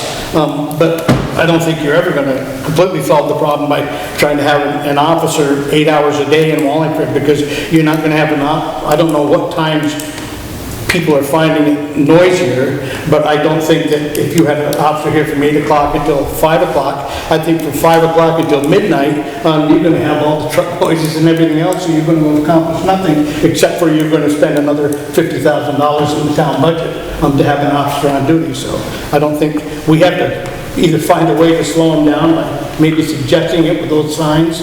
I think those are great. Going back to when you and I were on the board, we approved the slide up here. As I recall, they was private funding. It was private funding. $1,000. The school gave us money, and we provided the rest. But that ran around $6,000. Just be aware that if we start putting up lights, they're not free, and AOT doesn't put them up, nor does AOT take care of them or anything after. The signage that Gary's talking about, just being nice about Jake brakes, I can tell you right now, a federal inspector would be all over that, because there's a reference to a safety vehicle or a safety device. That's the big thing you have to fall back on. A Jake brake is a device for safety. You can't... Not in front of my house, really. Yes, it is. Just a minute. I live on Route 103 in East Wallingford. Yeah. Now, I don't live on Route 7, and I don't spend an enormous amount of time down here. But the times I do, and these guys can probably attest to it, what's traffic going over the speed limit on Main Street? If it's 5 miles an hour? Maybe. They're going by my house. The highway speed is 50. They're coming out of Mount Holly, and I can hear the Jake brake starting after they go through the caution light. And they've still got 2.5 to 3 miles to get to my house. And they'll rake you out of bed in the middle of the night, but it's a safety device. They are functional. They help those truck drivers slow them trucks much faster than a set of brakes will. And I'll tell you, I don't want to wake up with my windows open at 4 o'clock or 3 o'clock in the morning and smell asbestos burning when they're coming down their brakes coming down the hills. I don't want to smell that, because that lingers for hours. You live on a hill or at the bottom of the hill. I live on a straightaway in the middle of town, and... I had a 40-foot motorhome with a Jake brake in it, and I'll tell you, in the middle of Wallingford, I'd used it before I did my brakes. Why? Because it was that functional. It was that functional. It would slow that vehicle to a crawl. so I didn't have to use my brakes, as long as I'm paying attention to what's ahead of me. It was that functional. That's why they're using it. Now, I do have an issue with some vehicles. They appear to be log trucks. I don't know if they punched their mufflers out or whatever, but they do bark. But the majority of the trucks that go by my house, if they're corporate-owned trucks or whatever, you can hardly hear them when they go by and they're running Jake brakes because they can set them to different settings, depending on the loads they're carrying, how much they want to hear them bark themselves. They are a very useful safety device on a vehicle. I'm not saying that they're not, but they're not needed in front of my house. One child gets hit because a truck couldn't slow down just in time, you'll be speaking another two. I can tell you, I only had one instance driving my motorhome, going down Interstate 81 in Virginia. And I had a car pull up behind me, or beside me, and pulled right in front of me and come right on the brakes. If it wasn't for a Jake brake and the brakes on that vehicle, I'd have pushed him half a mile down the road. It's that functional. I agree they're noisy, but even in the village, if he can stop that truck 5 feet quicker, if somebody pulls out in front of him, it's worth every bit of it, even 5 feet quicker. And I think they are that functional. I think that if we had the traffic going at speed through Wallingford at 30 mile an hour, not 50, then the amount of noise with the Jake brakes would be a lot less. True. Not going to bark as much. I think that this is a speed issue more than it is a truck equipment issue. We need to keep the speed down to what it's posted as being. And the question is, how do we do that in a cost-effective way? Why don't we use right there? You're never going to eliminate people on Sidewalk. Why don't we use that camera? The Cumberland Farms and those guys with loud pickup trucks that are mossing it to start out through town, you're never going to eliminate that unless you have a sheriff parked right there. That's the unfortunate part of it all. Why don't you set a camera up with sound audio, and wherever the problems are, the loud trucks, the mufflers, they got the plates, these guys can grab a couple of them, you set an example, maybe you can stop some of them. That's worse, because then you have to have a decibel meter or something. Don't you have to, for a certain noise on a vehicle, don't you have to? Yeah, for us. The town of Wallingford, Jim, the town of Wallingford has an ordinance on noise. And it states that a noise that's objectionable at more than 300 feet distance can be issued a municipal ticket for noise. We put that in, I want to say 10 or 12 years ago, because we were having boom boxes or radios in the cars that create a hell of a noise. But I think possibly you could help here if your guys would start doing traffic stops for noise. Well, even if you don't write the municipal ticket, you know, just stop them, tell them that the people in town don't like it or whatever. Your guys are creative, I'm sure they can come up with some kind of parlay. In your ordinance, it says defective vehicle. So that would mean that there would need to be a defect with the exhaust system. In order to write a ticket, right? They write them, they make them that way. Well, if they're passing a Vermont inspection, they have to have an operational exhaust system if it's inspected. Yeah. I tell you, if the wording, Dave, if the wording needs to be different than what's in ours, get a copy to Sandy of what you want written in that ordinance, and I'll get you an ordinance. Objectionable is such a gray area. I agree. Now, question. I believe in New York State, in the case of motorcycles, if you have removed the manufacturer's installed exhaust system on a motorcycle and put an aftermarket on, and you get stopped, you get a ticket for that because it's not factory installed.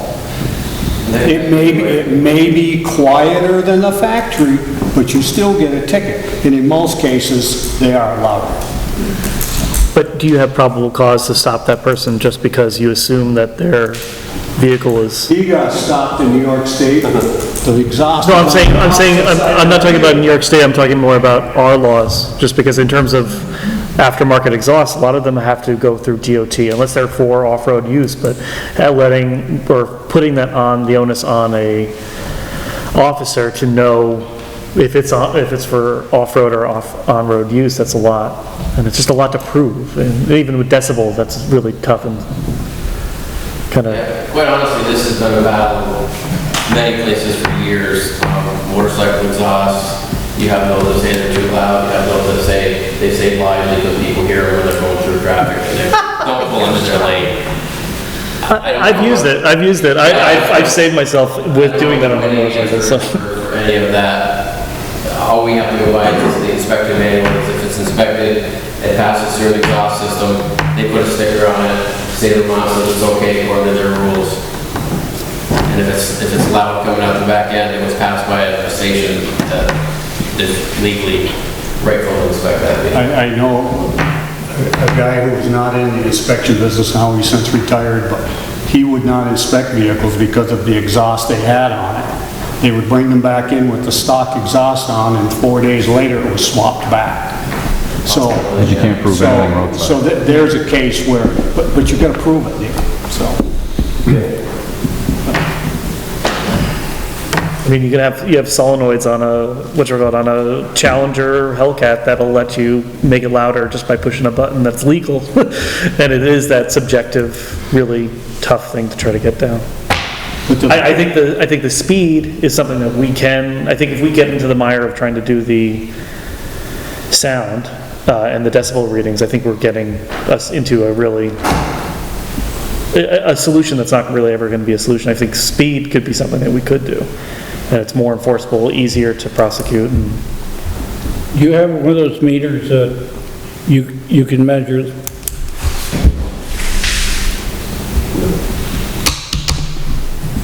And even then it can be contested saying like you can't, it's all about idle. It's not even about like at full RPMs.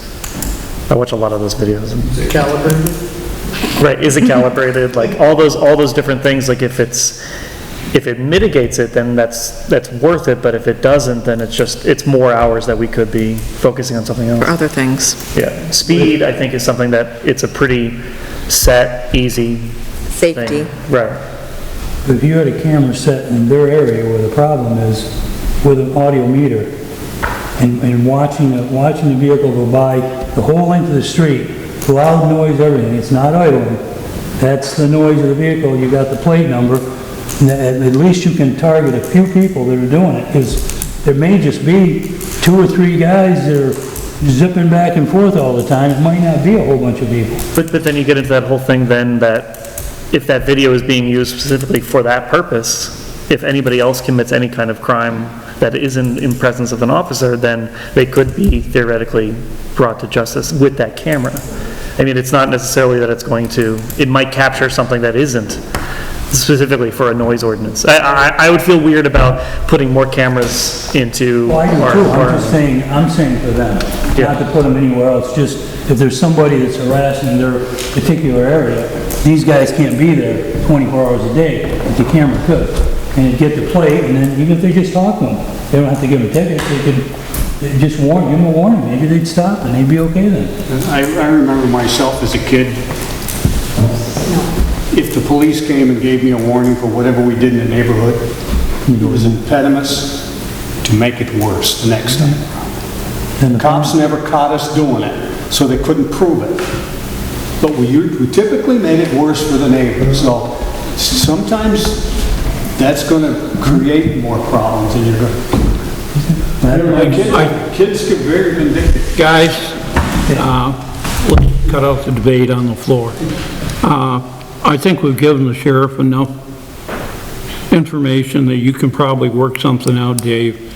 I think we need more radar than what we're doing, and just presence on Main Street. I'm not being smart when I come out with this one.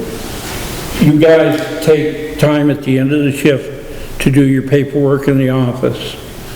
I don't think they need to do paperwork at the rescue squad.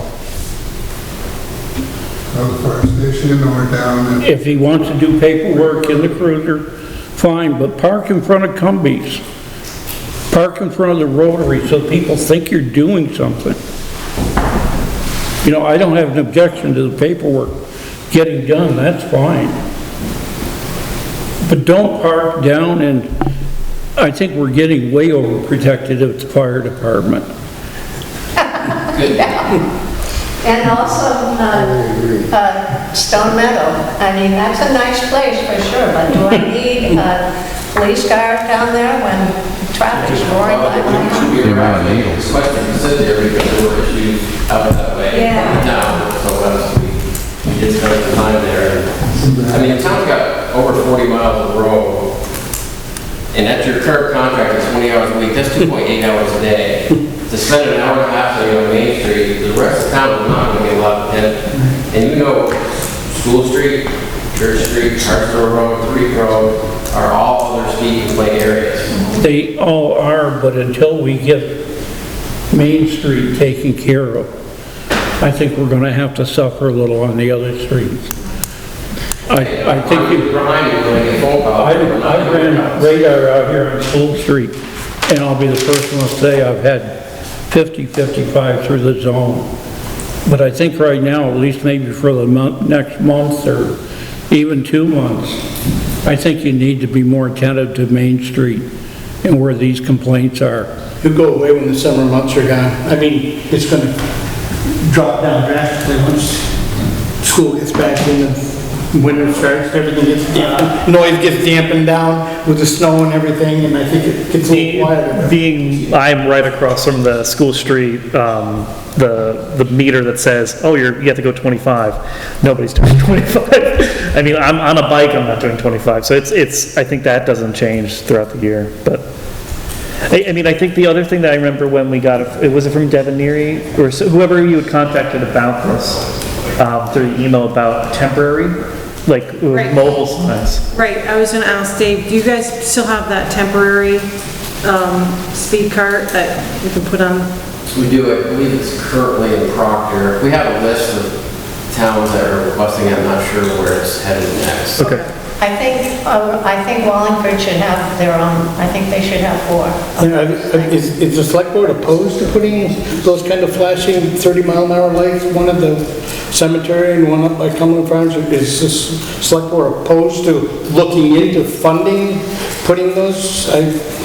I have no problem looking into funding. Well, I'll tell you what, I slam on the brakes when I come into Ludlow. I slam on the brakes when I go into Manchester. I do the same thing coming down School Street. And maybe some people don't, I understand that, but at least it's there in your face, I think. Right. If it'll solve the problem to get people to go 30 miles an hour, I think Jake Briggs won't be a problem if people are going 30 miles an hour down Main Street. I don't think pickup trucks will be a problem. If we can, the whole theory is if we can get them to go 30 miles an hour down Main Street, we can get the problem to go away. And if that will help, if that will slow down 10 cars a day to get them to 30 miles an hour, at least we're working in the right direction. And more law enforcement on Route 7 does something else as well, not just speed. Absolutely. I've been told we've got people running red lights here in town. And more law enforcement on Main Street will help dampen that down a bit. Yeah. Yeah, you slow people down, most of those problems will be gone. I worry about these bullying pickup truck drivers. I think that's a really bad indication for Vermont and Wallingford civilization, because they are bullies. The roll calling, like when you make your emission system so that, especially with diesels, then you make them belch out all that black smoke on a truck, that's not going away anytime soon, which is terrible. But that is a national kind of thing. Yeah. It is bullying, it's definitely bullying, like, especially when they cruise right by you as fast as you possibly can so they can make the most smoke possible. So that's a societal shift I don't know if we're going to be able to address. But maybe the speed signs would be something that we could do. Nobody has anything new, I am going to call this one. Thank you for your attention. And, I hope it improves. So what are the, how have we ended up here? You have the sheriff behind you, he's heard firsthand what the complaints are. I can't order him to do anything, No. but I think we've made several suggestions. Are you talking about you? Yes. Oh, okay. I mean, we can definitely attempt to put some more time in our meeting. We've also handled over 150 calls for police service in town since the first of the year as well. So we're gonna have to do our best, but I can't guarantee that when we come into town for 28 hours, we're gonna be able to spend it all on Main Street. Because we've had, you know, there's other crime, we've had quite a few things that have been going on, so the hours are spread thin, we'll do the best that we can. And are we going to stay with 20 hours a week? It's budget, that's what's budgeted. Through June 30th. I would think things should change. What was the question here? Budgeting more time for the sheriffs. We can't now. No, we can't now, but for 24 maybe? Well, I think for 24, we'll see how it happens now. Right.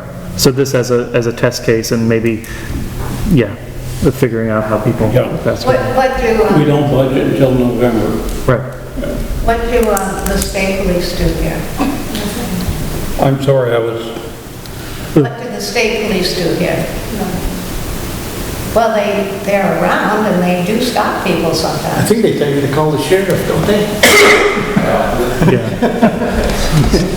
So they have no jurisdiction or no duty? Yep. Well, they're all over, that's. So what I want to say is that there's a bit of a crisis when it comes to the number of police that are in the state of Vermont, whether it's the state police, whether it's sheriff departments, municipal departments. There's a lot less officers. State police a lot of times run with maybe three people on a shift that covers the entire county. So I'm not trying to defend the state police, but the state police is gearing themselves to, they handle a lot of major incidents, and in those shifts, if they have a major incident, they probably have the entire shift there. So you're probably not going to see them stopping a lot of cars. That's where we come in. And public safety in general, you know, can you put a price on public safety? So we can only be here so many hours a week. We are full service in the sense that, yes, we can spend more time on Main Street, but we also do respond to lots of other incidents. And sometimes, you know, those are quality of life incidents that maybe the state police feels and they hold for the sheriff's department for when our officer comes on shift the next time. Because they're too busy to handle those quality of life incidents.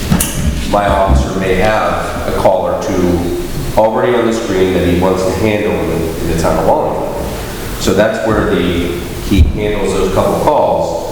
And by the time, depending on the call and the call type, he may not spend any time on Roadside in that time frame because he just handled those two calls in that short amount of time. So we offer full service because when somebody calls, we like to show up to your doorstep and say, how can we help you? What's your issue? Whereas you may only get a call from the state police because that's all they can really do. That's the beauty of having a secondary law enforcement department like us in town, because when we are on, we will respond, we will take your complaint, and we may be able to respond a lot faster if we're intended. But we have only so much time allotted, and sure, speeding is a huge, it's a public safety issue, but so is, the people that are out on Hartsboro Road that maybe had their house broken into, they also want to see a cruiser out there, so, it's the give and the take, and we try and balance as best we can. I think the sheriff has some stats where there's 110 calls for service outside of 170 some traffic stops that happened with 148 of them being right here on Main Street out of the 177. So I guess that's my 2 cents, and we'll do what we can, and I will try and direct the guys to, hey, spend a little bit more time on Main Street, but I can't predict the future, and when other calls come in, we're going to respond to those calls, and we're going to handle every call type, not just sitting on Main Street, and I guess that's what I have to But the state police respond to those calls too. We have it in. Sometimes, yeah. In our front yard. Yeah. And they were there in 20 minutes, at least, maybe 15, 20 minutes. And then with 2 backups, very, very good, very professional. They did a great job. They were sympathetic to the situation. We were really pleased with their work. I want to know if you're going to investigate putting the speed signs at the end of town. Is there any way you can leverage that or work toward getting those speed signs? The digital. Yeah, 30 mile an hour, whatever. You're going 50. Right? And the last time we had that portable one of yours, I think it helped. I do think it helped. What was that, a couple of years ago? And then it disappeared. I thought it was going to be there for a while. And no, we need them. The quality of life, speaking of quality of life, everybody on Main Street is sick to death of being on Main Street with that traffic. It's just a straight shot through town. Nope. People. Yeah, that's the problem. I don't know about the others on the board, but nobody is disputing the problem. I have lunch quite frequently at the Main Street Cafe down here. When I'm sitting in the window, I see it as a stoplight. I'm well aware of what you're saying, but you have to realize we are somewhat restricted on what we can do. I asked the sheriff there to make motor vehicle stops on these offending pickups. I don't know what else you want me to do about that. I mean, I can't just dial them up and tell them to get rid of that muffler. But Nelson, the question is, to you right now, Ralph just asked you, would you look into at least possibly funding the flashing red lights at each end of town? Absolutely. Okay, that's kind of what he was asking you. Yeah, I think that. And I think you missed that, and so that's kind of what we're asking for. No, that hasn't been missed at all. I can tell you right now, one of the topics I'm sure we're going to be covering in November is law enforcement again. You know what my stance has always been. Oh, I know it, but I'm just saying, if the funding is, if you said it was 6, I don't think it was quite 6 for that, but if it costs us... It was between 5 and 6. If it costs us $10,000 to put a light in each end of town, it's $10,000 for that, and $46,000 to put the sheriff's department on for another 20 hours a week. I just should throw the 10 out there and only give them $36,000, and maybe make it 35 hours a week or something, but, I mean, I just think it's worth doing, try to get it to work, that's all. Yeah, it's really necessary. This is not a frivolous thing. You're going to drive Ralph absolutely. I find myself yelling at people when going by. Oh, he swears? Oh, I mean, today. I totally understand. Gary's been through this before. Something comes in that we didn't budget for. There's a new budget coming, but it's not going to happen overnight. I think that's all we're asking. I think that's all Ralph's asking is, can we look at maybe doing that, budgeting, being able to do that? We know we can't do it now. I think they is. I think they probably, a lot of where we are right now with the budget was on performance of what was happening. What people said was happening. People in town do tell us that you know, when things just don't happen. You know, like I said, you're accomplishing nothing sitting down as a rescue squad or doing paperwork in the fire station. We're paying you on an average of a half hour to an hour of paperwork time. You bill your time for court to us. You know, we expect that, but I expect when you're in the town for 4 hours that something's going to get done for 4 hours. Now, I did this shit for 30 years for a lot less money. You didn't get rich on that? Pardon? He didn't get rich on that.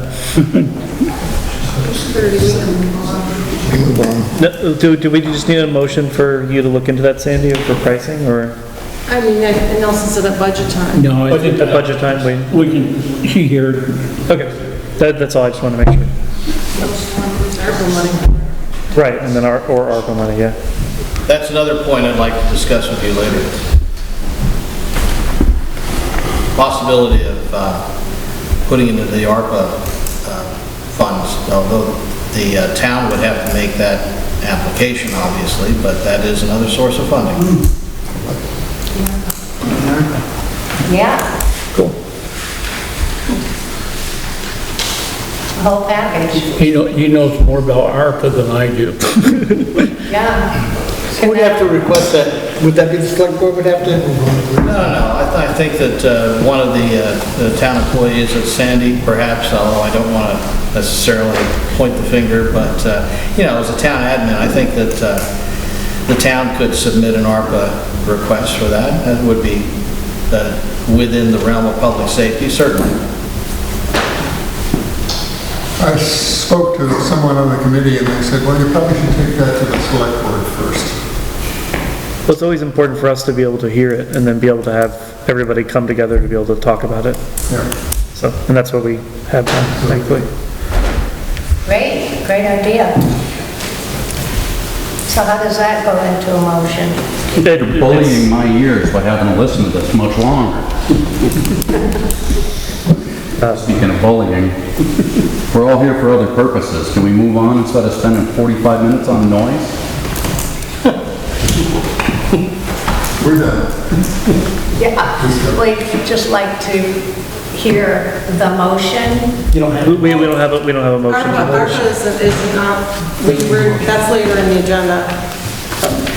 Number 14 on the agenda, we're at number 10, so they are going to take up what which things to apply for the ARPA funds later on. Thank you for your consideration. Sorry we took so long.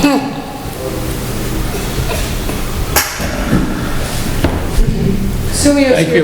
Thank you, guys. Thanks, Sheriff. Good luck, Jimmy.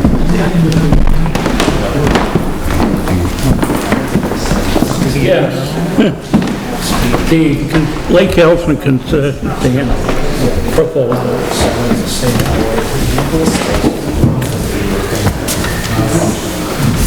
Everybody else has a plan, right? Yeah. Everybody has this one, yeah. Well, so this is another try at trying to get that grant that's going to pay 50%. So this plan here, we changed the women's bathroom to a unisex bathroom, so both men and women use that space. That would be a shared bathroom space for both men and women, like you see in a lot of restaurants these days. And legally, if it's one stall in Vermont, it has to be unisex. That's what I remember that at one. They passed that a few years ago. I thought I remember that. So this plan adds one additional bathroom to that women's bathroom space. So there'd be 2 unisex bathrooms that are available to the public. And then the rec room bathroom, which is the current men's room, would not be a public bathroom anymore. So that rec room space would no longer have public people going through it to use the bathroom. And the other thing we're doing is we're taking the unused bathroom out of the storage space to make more room in that storage space. So we're going to keep the storage space where it is, but we're just making it bigger by taking that unused bathroom out, because that unused bathroom is not being used for anything. It's just taking up space. Okay. We're taking the wall out of the rec room that divides the rec room into 2 rooms, because basically that front room is not being used for anything now. Everything's happening in the back room. And by taking the wall out, we're just making that space bigger. And instead of going through the concession area to get to the rec room, we want it to reopen that exterior door that used to be there and block out and get rid of the door going from the concession area into the rec room. That door you're talking about, is that physically still a door there? No, it's been bricked up, but you can see where the door used to be, but it's Okay, been but bricked it's up. already been brickworked or whatever. Okay. And then the existing garage door is in bad shape. And the wall that the garage door is attached to is not attached to the floor anymore. You can physically take the wall, the block wall, and shake it. So we feel like it's a little bit dangerous, and that's a real heavy door. So I mean, we're requesting that it be replaced and then that wall fixed, but as part of this too. And then we're adding a closet that would be a rec room closet, and we're adding another closet in the new unisex bathroom area. So that's the proposal, and we have till September 10th to apply for that rec grant, which would be. Do you know how much you're applying for? Well, we didn't want to go as far as starting to get quotes for anything until we had this meeting, because we didn't want to waste our time. If it's, if you guys don't like the idea, then we won't go any further. The bathrooms, do you think there'll be enough for changing if we're taking out the women's changing room? Yeah, now there'd be 2 bathroom spaces, and those people could change in those bathrooms. What's that big area where the 6 is, assume, that's an awful... That's a closet. No, I mean, aside, on the left-hand side of the closet? That's just an entry space. Just a big entry area? So theoretically could be repurposed into some kind of supply shelves or something, maybe? Yeah. Okay. But it's not that large of a space. It's just kind of... No. It's a tiny building, so... I think this makes sense. I guess and then the number 3, that wall isn't load bearing or anything, right? No. Okay. It's not load bearing. I like your layout, Sumio. I think, though, that you need to come back with some hard figures on what stuff costs at this point. Sure, okay. I do have a question. Can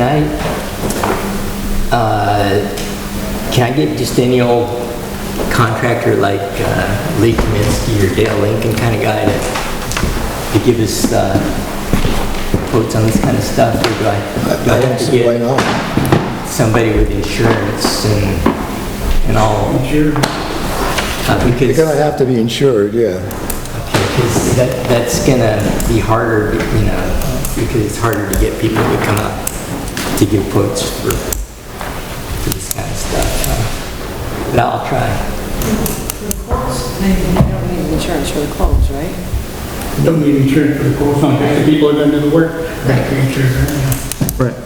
Okay, so, but it'd be kind of misleading if I asked them Misleading on to your get price. a quote and then not even give them the job. Right. Yeah. I think what we need to do is an RFP.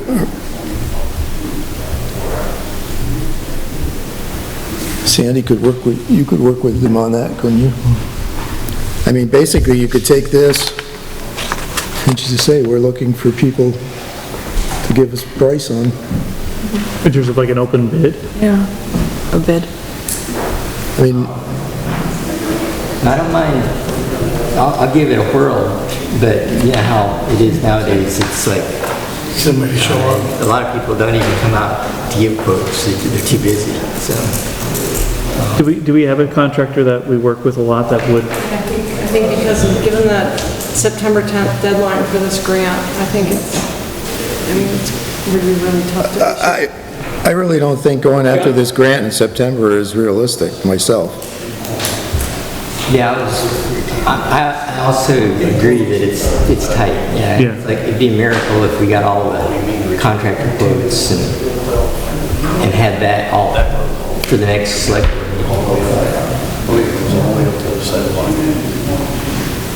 Yeah, that would be tight. I mean, those grants come out every year, don't they? Hopefully this, I mean, typically they come out each year, so hopefully. I think by looking at this too, taking that $26,000 for that storage, off-site storage shed away, brings this down to quite a reasonable project. It isn't gonna cost a whole heck of a lot of money. Yeah, I like this idea. It's a lot simpler. We don't have to add another building. Right. It makes the space more logical. Yeah. Just the adding of the bathroom might add price. Yeah. That Not could, sure about the plumbing stuff, but you got a concrete floor that you may have to cut up but I'm to add a bathroom. knowing what's and- truly underneath. That just might be the one stumbling block of cost. It'll be that hard to tie in to the plumbing and the other room. I mean, yeah, they're gonna have to jackhammer some concrete, but I think it's doable. Oh, yeah. It's definitely doable. I mean, It's just, yeah. I think we need some dollar figures. Well, we can give it a whirl to try to see what we can get before the next select board meeting, but I agree it will be maybe tough to have numbers for you. I think having a plan for even next year, so at least having a plan, something you can work with, rather than trying to get this all done now. I think the fact that we're working in that direction, I think is what we really have to. I think we should take our time and figure this out, and be able to take the time to get a couple people to look at, giving us prices on that. And like I said, I think probably opposed to what we were looking at before, if we had to do this without a grant, it's going to be a heck of a lot more reasonable than something that might be doable. It might be something that we could work into the budget versus us going either out of budget or trying to find funding sources elsewhere. Because it does look like it's a definite improvement to the space and makes the space more usable. So those are all things that we want to do to make sure. But I think getting those quotes, even if they're not going to get here by the next time, starting that process is going to be huge. And I also wanted to point out before too, and it wasn't pointed out for us, we do have building fund money that could be applied towards this project too. This is a town building, that money that goes to the town garage in this town, there's no reason why it shouldn't go to the lake too, so. Right. And I'll just say that this concept was Sandy's brainchild. He came up with the idea and then I helped with, with Not anything against, just curiosity, that room that you're saying as a rec area? Yeah. What would that be used for? For the camp. But for how many people could fit in that? Well, it'd be a better it'd just be a better Saying, not a bad thing, I'm just curious. Like how many people could actually fit in that room? Probably at least as many as it's being used for now, if not. But well, it's being used 0 now. I'd rather use that now. Not on a rainy day, they pack them all in there. That's not what my child has told me, so. Yeah. Technically, that's where they're supposed to be maintaining it, that store. So That would be very tight, getting 20 kids in there. That's why I'm asking, just, Well, it'd be much bigger than it is now, I guess. Okay. With getting rid of the wall. Hopefully, people are gonna be outside, right, in the summertime. But it'd also be nice if there was like a locker or something like that for the kids to be able to put their stuff, if that would work into that space. Yeah.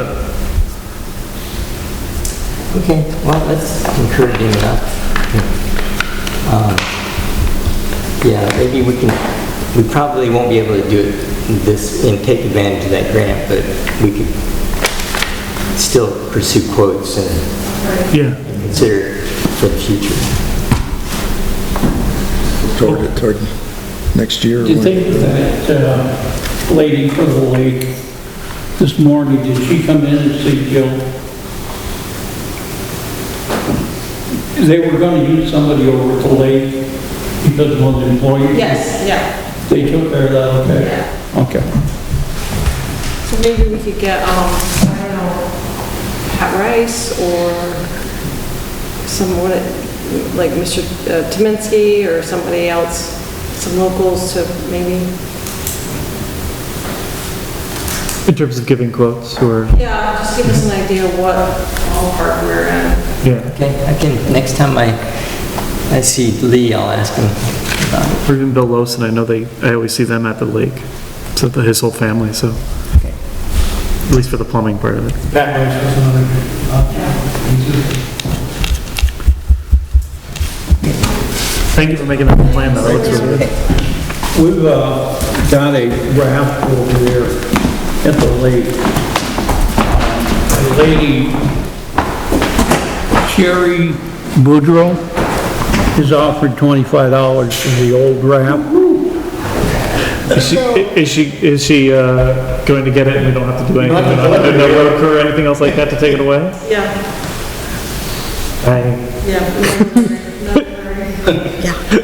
Okay.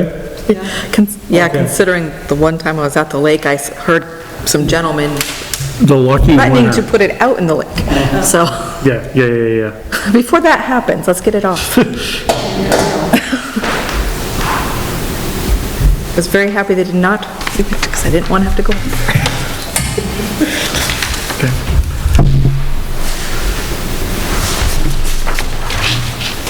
We also, we're going to take up an actual change to the ordinance for one-way traffic on Florence Avenue. I would just note, I think you all have a letter from a lady on Depot Street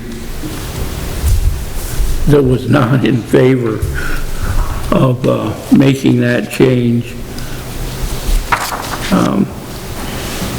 She was concerned that all the truck traffic coming through that area of town would now go over the bridge at the fire station rather than going up Florence. I believe in the past there was actually a weight limit on Florence, so if they were going up Florence with large trucks, they were breaking law to begin with. You can never go up Florence, not supposed to. I get many calls on that. That'd be tight. I go around it, I go up Depot. It'd be a lot quicker to go that way. And trying to start on the hill too. I think every truck that comes down off the mountain could go over that bridge anyhow. I mean, they certainly go over it coming the other direction. I don't think it's any weaker on the eastbound than it is the west. So. Gravity. But,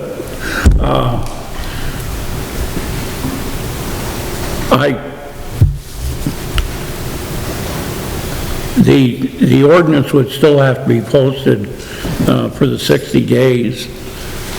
Other than that, what's your feeling on whether to accept the ordinance as amended? Have we, just because this is last time that we were talking about this, right? Basically, if you have a copy, it's actually written in here. Where the heck was it here?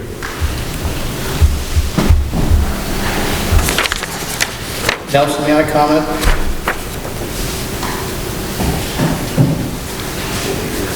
Nelson? Is it for the, on the ordinances part? Yeah. Yeah, it's some, I don't know, where the hell was it here now? Yeah, it's the... Right at the top. One-way streets. Yeah. That was to be added in there. You see a different printing. Right. It was more about like how many complaints have we gotten about this. That was more of my, like in terms of what was the impetus behind starting this?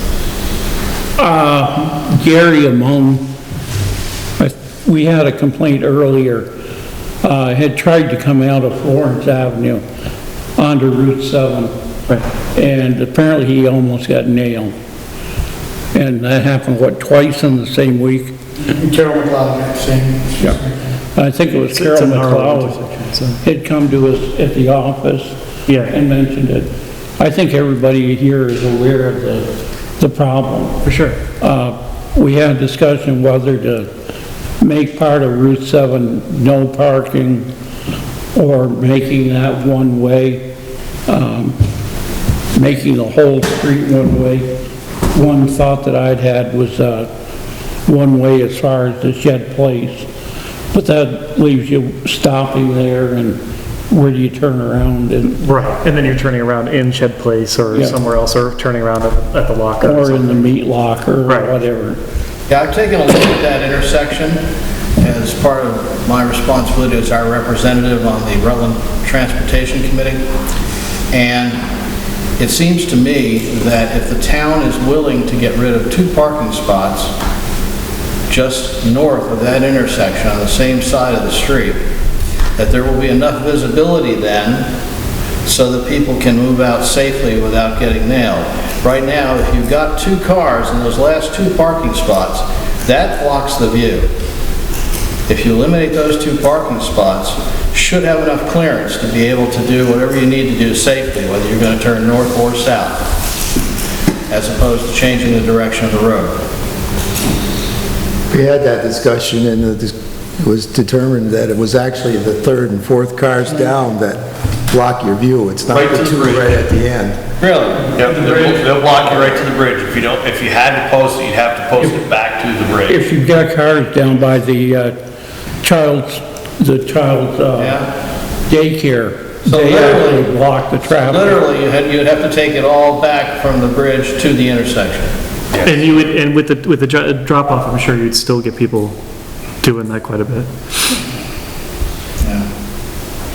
Yeah, it's tough for the daycare because they don't have any other place to park. Right. Without crossing the road with the kids, and that's not safe. Right. And that was, I think, Bruce, you had brought up the idea of the crosswalks. I know we had talked about that on 7, about whether or not there was a way for us to talk with the state to get more crosswalks in. But Well, I've explored that. I'm not finished, but I've explored that. Yeah. And getting support from the state without us paying for it is going to be a real problem. Yes. What I was looking for originally was a crosswalk right there, adjacent to that daycare, and then another crosswalk down just by Cumberland's so that people could cut across to Cumberland's and down to Dollar General. Right. And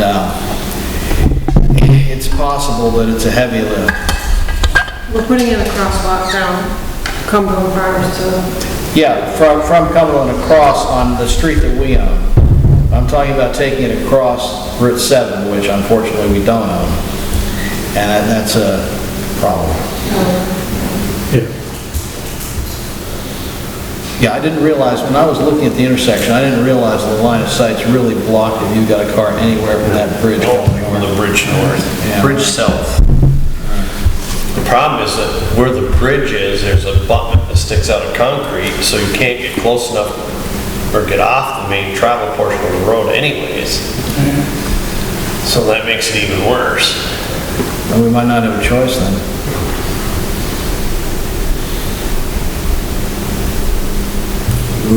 motion? Yeah, we would have any more than that. Make a motion that we amend the traffic ordinance as proposed in this draft. I'll second. All in favor of amending it to the newly written one, limiting that to a one-way street, say aye. Aye. Aye. Any opposed?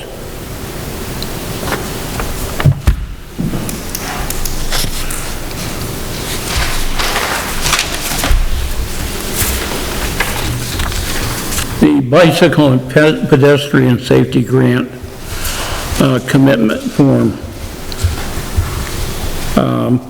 That would be the 108.6 local match for the total 542,828 that the whole project is estimated at. We have the form here. Does the board wish to have us sign that?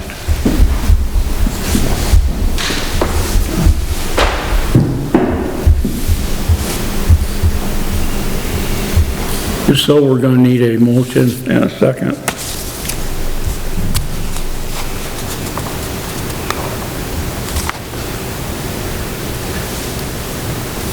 So asking if we want to have the Rutland Regional Planning Commission to take this on and manage it. That's what we're trying to make the motion on, or? Right. Yeah. Motion is for the commitment form first. And right. Whatever you want. Our understanding is we won't have to do a search if they have it, so. I'll make a motion that we sign the municipal assistance section grant. I'll second. Do I hear a second? Yeah. All in favor, say aye. Aye. Aye.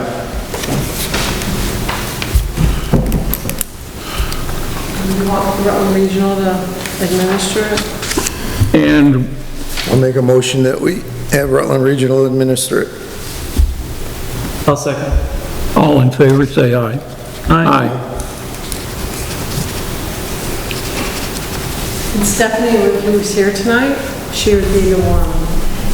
Okay. That was on it. Cool. We also had a listing of, what was it, 18 suggestions that were made. I know I mentioned this earlier. I would open it to anybody's comments on these. Myself, I indicated that I thought the ones that were listed here, 2, 4, 5, 6, 7, and 8, were all worthwhile. I don't know if anybody else would like to go into any one or all of them. In terms of, just because my name was mentioned for the cybersecurity stuff, what were we thinking in terms of the cybersecurity? Like what, do we have an idea of what that project would look like, how intense we wanted to do? No. What we have done as a committee is we have suggested that the town reach out to these 18 people. Most of them are within our own town government structure, and have them submit a formal request via the ARPA process. Okay. But we don't want any of these to slip through the cracks. These folks have made these suggestions, and it would be very helpful if they were at least given the opportunity, maybe even with a nudge, to go through the process and get the paperwork in. I don't agree with that. They've already made the suggestion. It's not up to the town to chase them down to apply for a grant. I mean, they've made this suggestion. You ought to be able to just consider the suggestion, whether they... Well, usually in the application process, we ask them for much more detail than what you have here in those suggestions, to include, where it's appropriate, contractor estimates. And for us to compare apples to apples, we need all these applications to at least have the same basic core of information.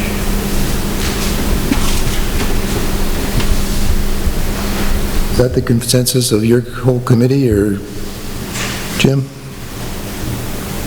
Well, I think that this was really put together by a subcommittee here, and as far as the issues that they're considering, we really have to come together as a committee to make any firm recommendations. That's still in front of us. Basically, all this is going to do is go to you folks anyways in terms of final approval. Yeah, we don't intend to chase anybody down, but at the same time, since a lot of these people are from town government, from one group or another, that the town is interested in, they ought to get moving to the application process.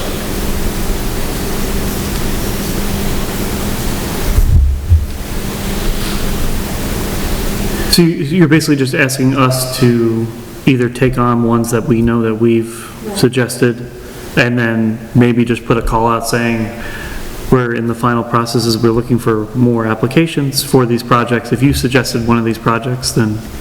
Well, it's already been publicized. People know where to go to get the application form.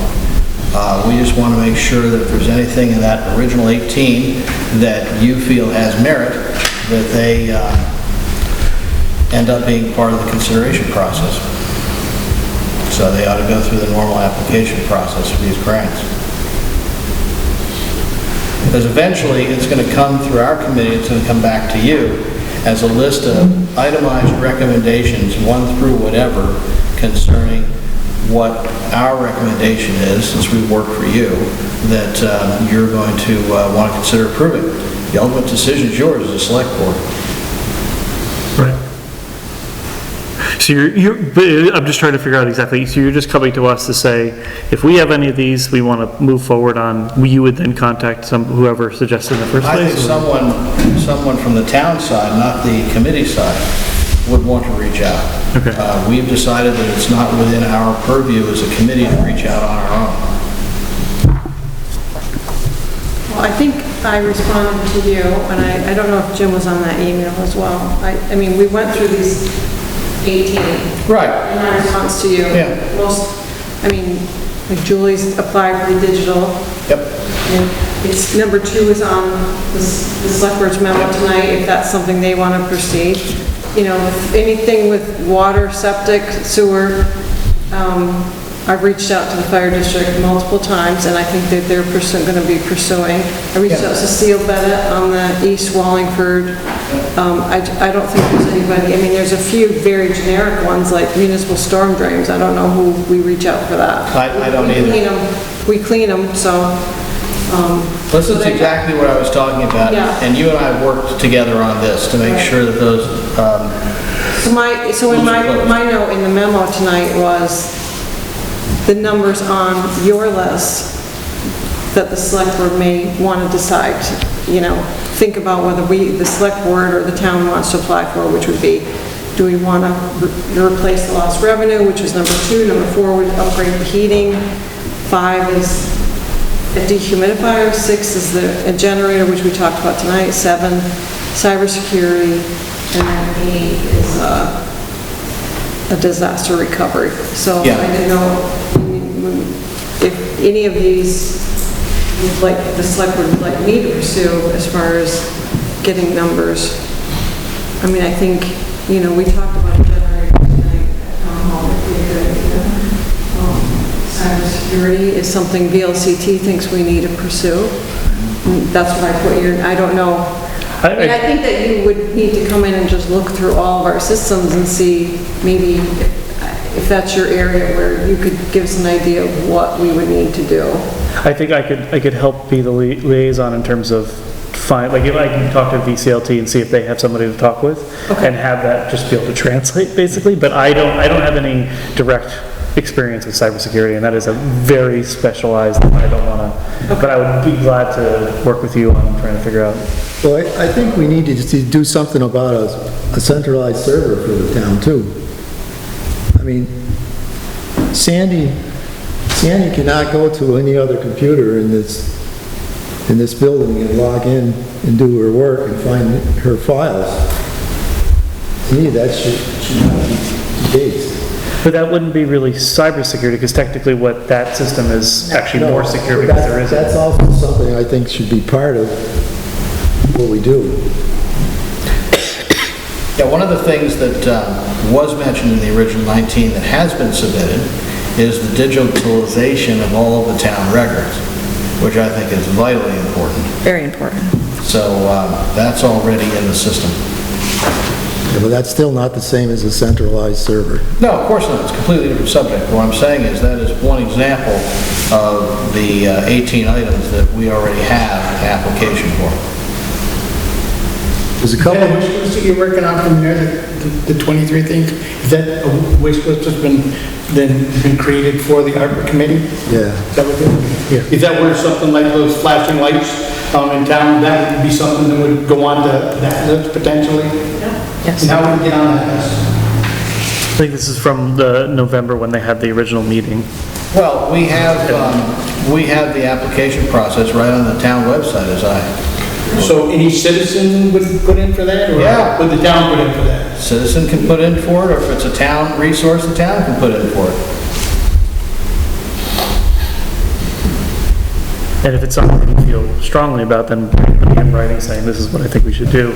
And that's the, Well, I think I've made my case tonight quite strongly, to the point where they'd like me to shut up. it's always a good sign. I don't know, I'm a little confused about your point of view on that person.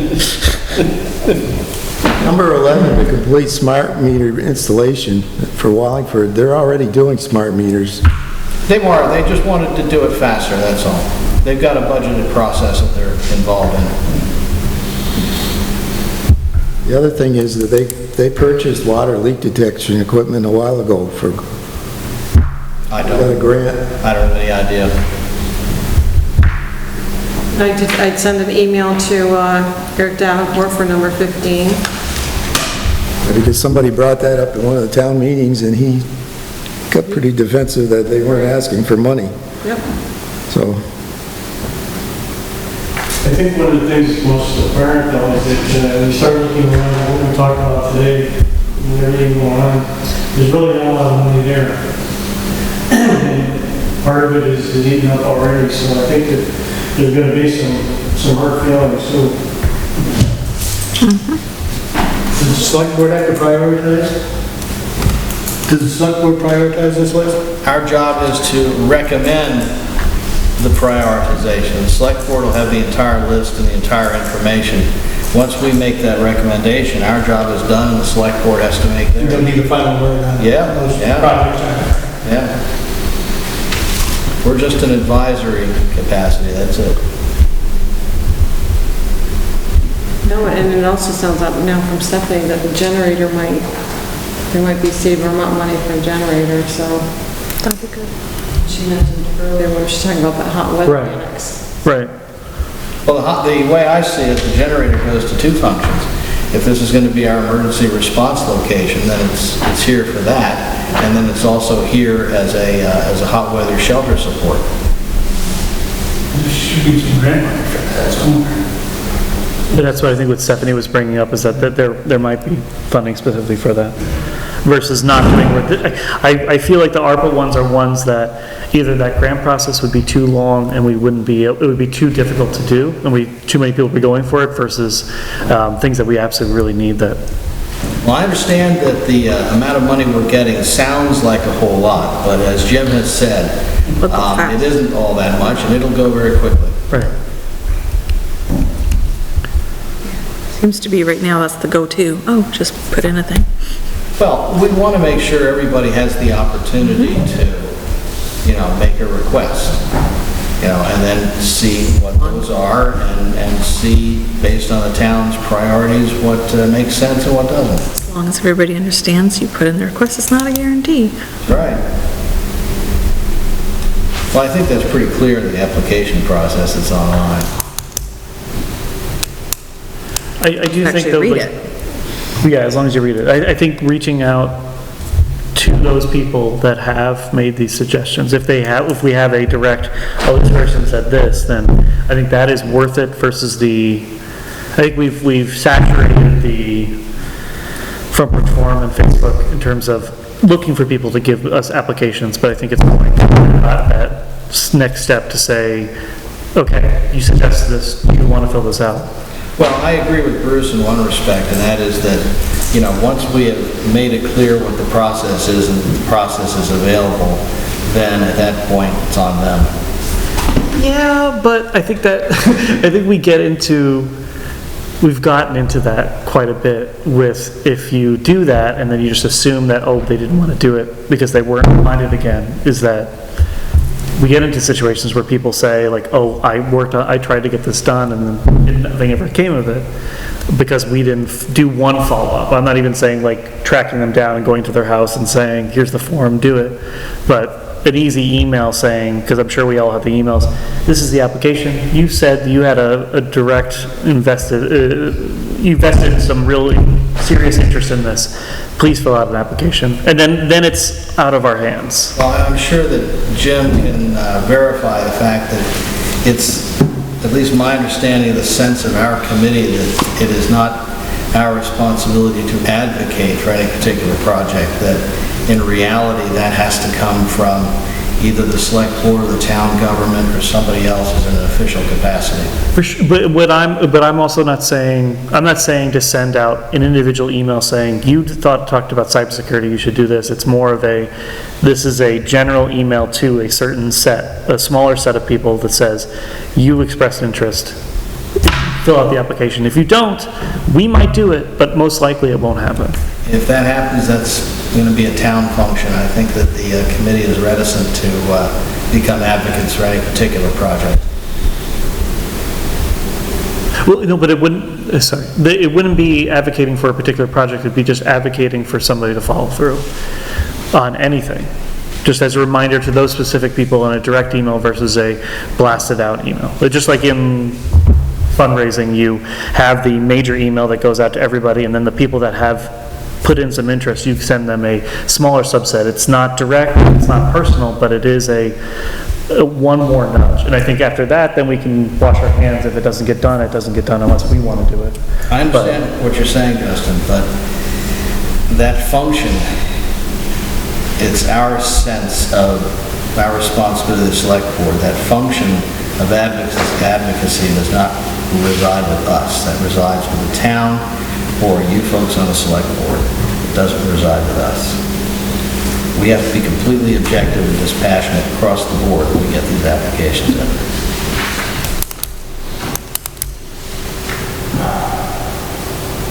I'll disagree, but I don't know that. Yeah, we're at the direction of the board. Right. Tell us what you want to do.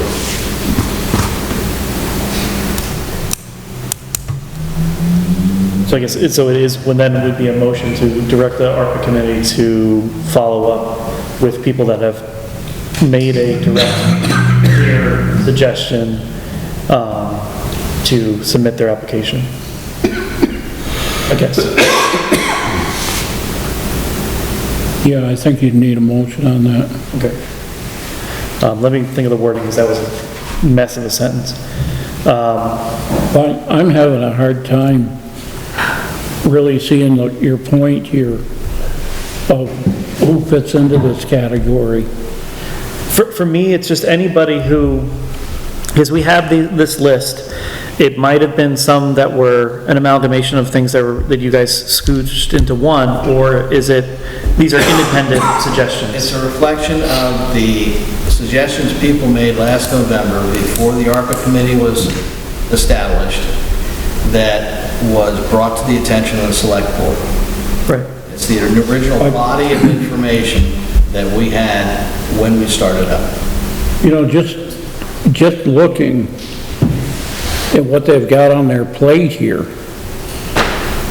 I don't think they need a heck of a lot of any more attempts to get on the list. I don't see how the funds that they've got are going to come anywhere near covering everything that's on here. Well, right now, I mean, just the sidewalk, you know, that's taking a quarter of these funds. Right now, Nelson, we have 9 received applications. If they were all fully funded as they were, without updated estimates of cost, you're looking at $296,000. So we don't have a full plate yet based on the applications that have come in. That doesn't mean between now and November we're not going to get a substantial amount more. And it's not necessarily saying that we're trying to get more people to apply, it's more us doing due diligence as a town, saying this is a process that we're trying to come together with. And basically it's really just making sure that we are covering our butts in the situation to say, you have suggested this, we want to give you one last chance to do it. And that's all I'm saying, not saying that we're trying to solicit particular ones, but more so for us to say, we appreciate that you put this suggestion in. Again, we want to remind you that you can fill out the application. That's my feeling. It might not be all the I board. could make the analogy though, I mean, it's not like when the state has grants, they don't run around telling everybody, hey, there's a grant here, you should apply for it. Right. It's up to us, or I shouldn't say us, it's Sandy, to do the research and find the stuff. It's not, the state's not gonna come at us, and I look at it the same way on this. It's more, but I think the problem, it's not a problem, and I think that logic makes a lot of sense. It's more doing it a slightly different way than what we normally do, because there is a tremendous lack of self-involvement with government. And if these people have reached out, maybe then it's that they don't want to be any more involved and they've done their civic duty by making these suggestions. But it's more about, for us as a board to say, we really appreciate that you suggested this. We want to give you one last chance if this is something you really, really want to do it. And more of not necessarily we're not trying to hound them down. It's really just in one email saying, you made the suggestion. But so we could still get requests between now and November 1st, which is our just date. It's not any official date. And I'm expecting that we will get more, especially from various departments within the town. Right, so why would we start looking at this list if we know if it's not incomplete? If we've given a deadline of November 1st? Correct. Why should we do anything at this point? Because unless you're planning on filing something, which then doesn't seem fair that if we've told other people they have to November 1st. Yeah, and that's what you do with the original 18 is your call. We're the ones here that are tracking the ones we've actually gotten. Right. That's what we view our responsibility to be. And then when November comes, we look at all the applications that are submitted, we then come back to you as your advisory group, and we say, we've got this amount of applications, these are the ones we suggest you support, and this is why. So then and I understand that, and I understand what Carolyn's saying, but why are we talking about it now at the meeting? That's kind of my question. That's my question. I thought you guys were coming to us to ask us to make this decision for us. No. So then I just gabbed on for 20 minutes when I had to. So this number, the list that we have here, at this point, are they considered? Or are they just ideas, recommendations? Are they just would need more information? So would they be something that still be considered? Or is it they need to file something more? I don't know what you have in front of you. It's just a list. The 18. Your email. Yeah, okay, all right. Well, that's from last November. Right now, we have 9 applications. So these people doesn't necessarily mean that they filled out applications. Right. Correct. So those people, some people may think, I Right. suggested, I wanted to have this done, I think is what Justin's saying, Right. and they think they've done what they had to do, but she wants to throw a reminder out there that, well, we know you've said this is what you want to do, Right. but you do have to finish the process by filling out an application. Right. Right. But if that wasn't what we needed to figure out. So how did all these people fill out this, get this information to you? It's been publicized, there's a form. The ones on this list, not the ones that have already filed a proposal, the ones that need more completion. There's been a published announcement. Right, so with that published announcement, could that, a similar item happen, like the French Part form or whatever, saying if you've put something on here but have not filled out this form, please do so? Sandy, what do you think? I mean, You should put something in the next newsletter. It goes out August 23rd is the deadline. I think Okay. Peg put something in the last newsletter, just so the newsletter gets mailed to everybody. So, just if you made a suggestion, but you haven't followed through on an application, but just so you know, Justin, when he emailed me this, I went down this list, and I contacted everybody that I could.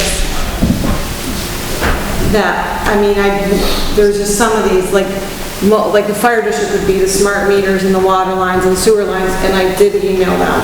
Like I emailed Eric Davenport on the Wallingford Rescue, Cecile Bennett, so everybody on here that I could think of to contact, I did. So you've already done what is being asked? I have done. So this has already been done? So Yeah, so that was my conception was this hadn't been done yet, It and my is brain done. is addled by a 2-week-old at home, So we do the one more public notification for those that Sandy was unsure of. Right. That would be our due diligence of making sure everybody's aware that the process needs to be done. Well, Sandy, remind me, how many public announcements have we made on this thus far? How many public announcements have we made on this thus far? I think Peg has put something in every newsletter. But was the announcements actually directed in a wording to saying, if you have given this? No. I'm not saying put an announcement requesting for more, but saying, if you have given a suggestion for ARPA funds, please make sure the following forms and give the link on there. I'll advise Peg accordingly based upon our meeting this evening. Frankly, she's the chair. If somebody hasn't made an application on this list, then I think it's a good idea. But they may not have been aware they had to, depending on... I'm going to advocate for it anyway. Yeah. I'm not going to turn somebody away just because they didn't fill out an application. But if they don't fill out... Personally, the idea of Sandy's got to fill out an application for a generator for the town hall kind of makes my blood pressure rise. Not disagree. Just to be fair, so that We're people creating said they this did big not realize. bureaucracy that doesn't need to be there. Not a big bureaucracy, it's one piece of paper. Just make sure that we have the same bit of information for every single project. It's our due diligence for you on the select board to make sure that you've got all the information you need. So my simple question is, on the ones that you folks would decide on, the ones I listed in the memo, the 2, the 4, the whatever, are those any, maybe not the generator now because we heard from Stephanie. Right. That we might have money for that. Are you interested in me pursuing any of these others on that were on the menu, 2, 4, 5, 6, 7, or 8? I think maybe at least cybersecurity, we would see if we could get some prices. I think getting some prices with that would make, for me, that makes sense for me. But also it's one of those things that's not major threat, I don't think at the moment, but to have some insight onto that would be good. Even just an assessment.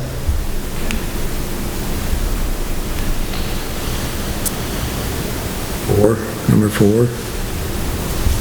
Yeah.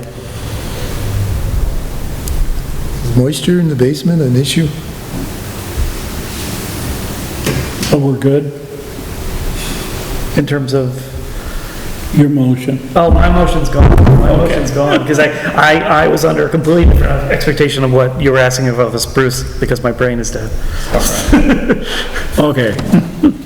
So then, Sandy, do you need any more clarification on those? So I'm just the only thing the town would file an ARPA application other than the sidewalk, which we've already done, would be for cybersecurity.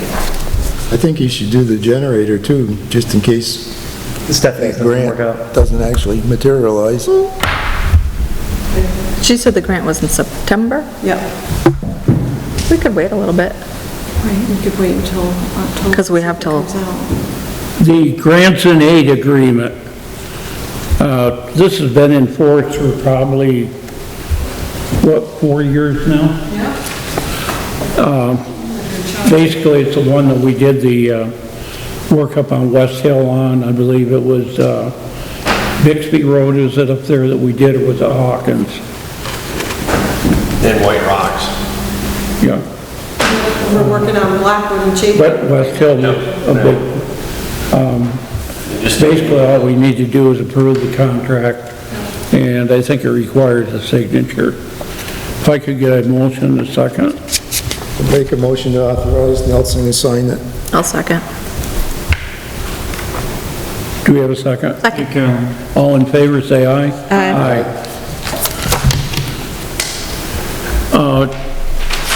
Select Board concerns and comments. I would just note that we've had a request, I think actually Erica sent a formal request on it, but what was the date here? October 4th? October 4th, to use the upstairs here, to have I guess you'd call it a debate or a forum for the candidates running for office. I'm not sure if they've used the town hall for this before or not, but I certainly don't have a problem with it. I think they did the Rotary the last time. Yeah, the Rotary put it on last time. The Rotary put it on last time. I thought so. Yeah, they did it by Zoom last time. This time they want to do it in person.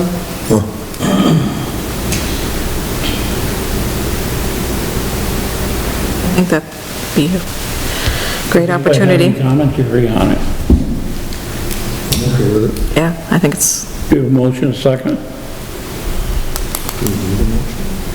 Consensus. Yeah. yep. All in favor, say aye. Aye. Aye.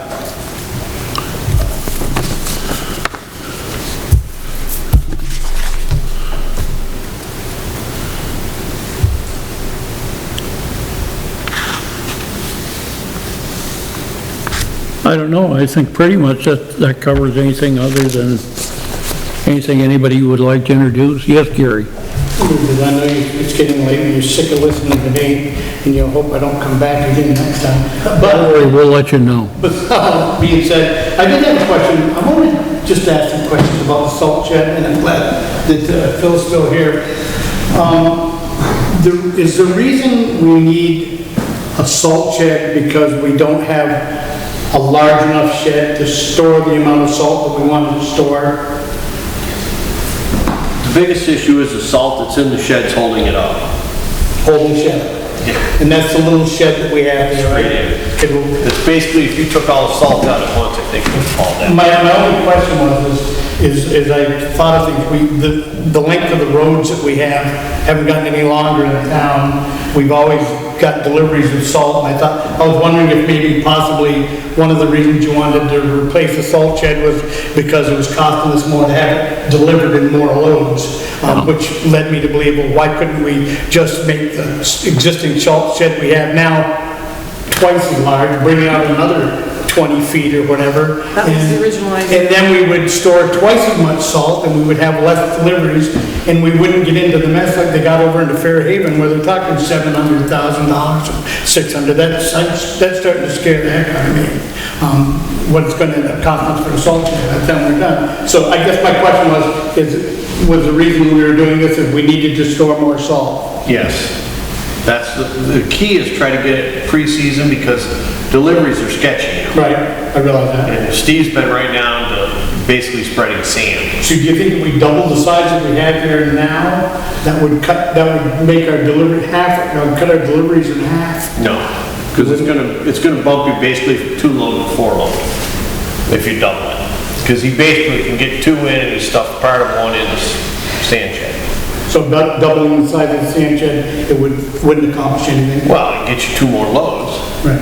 But the problem is if you can't get it within 2-3 weeks and you have a bad run. Do we run out of salt a lot in Wallingford?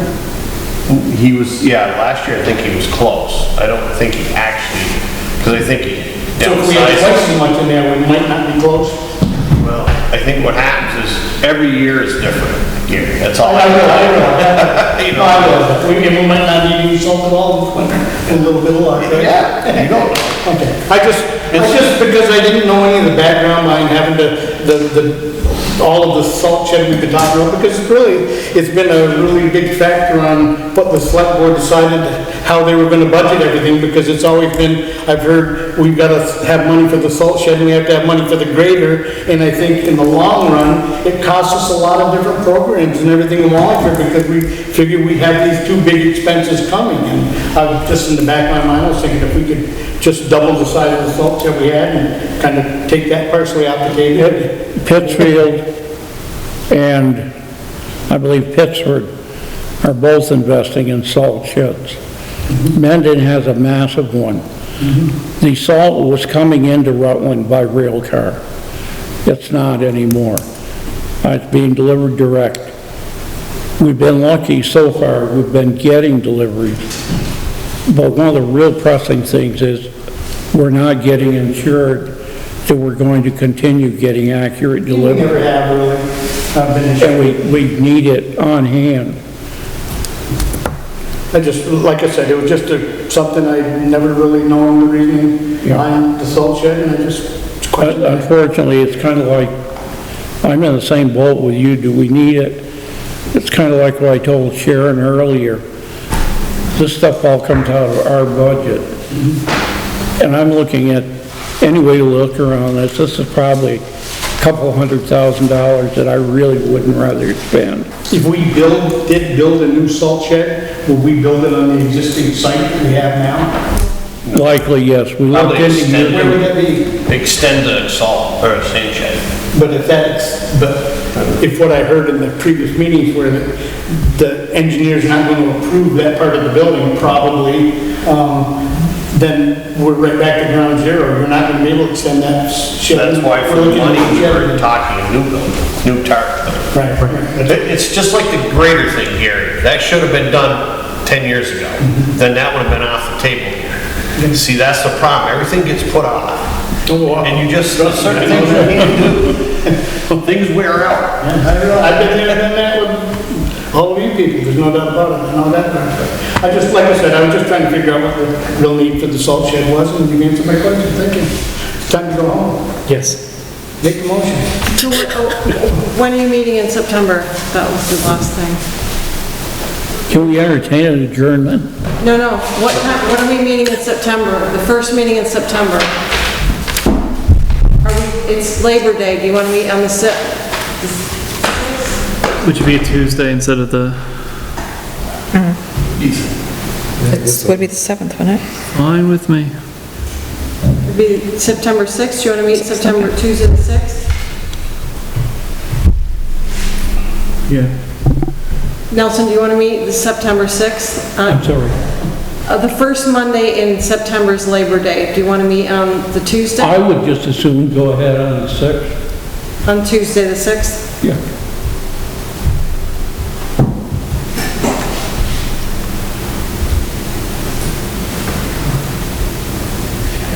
Motion to adjourn.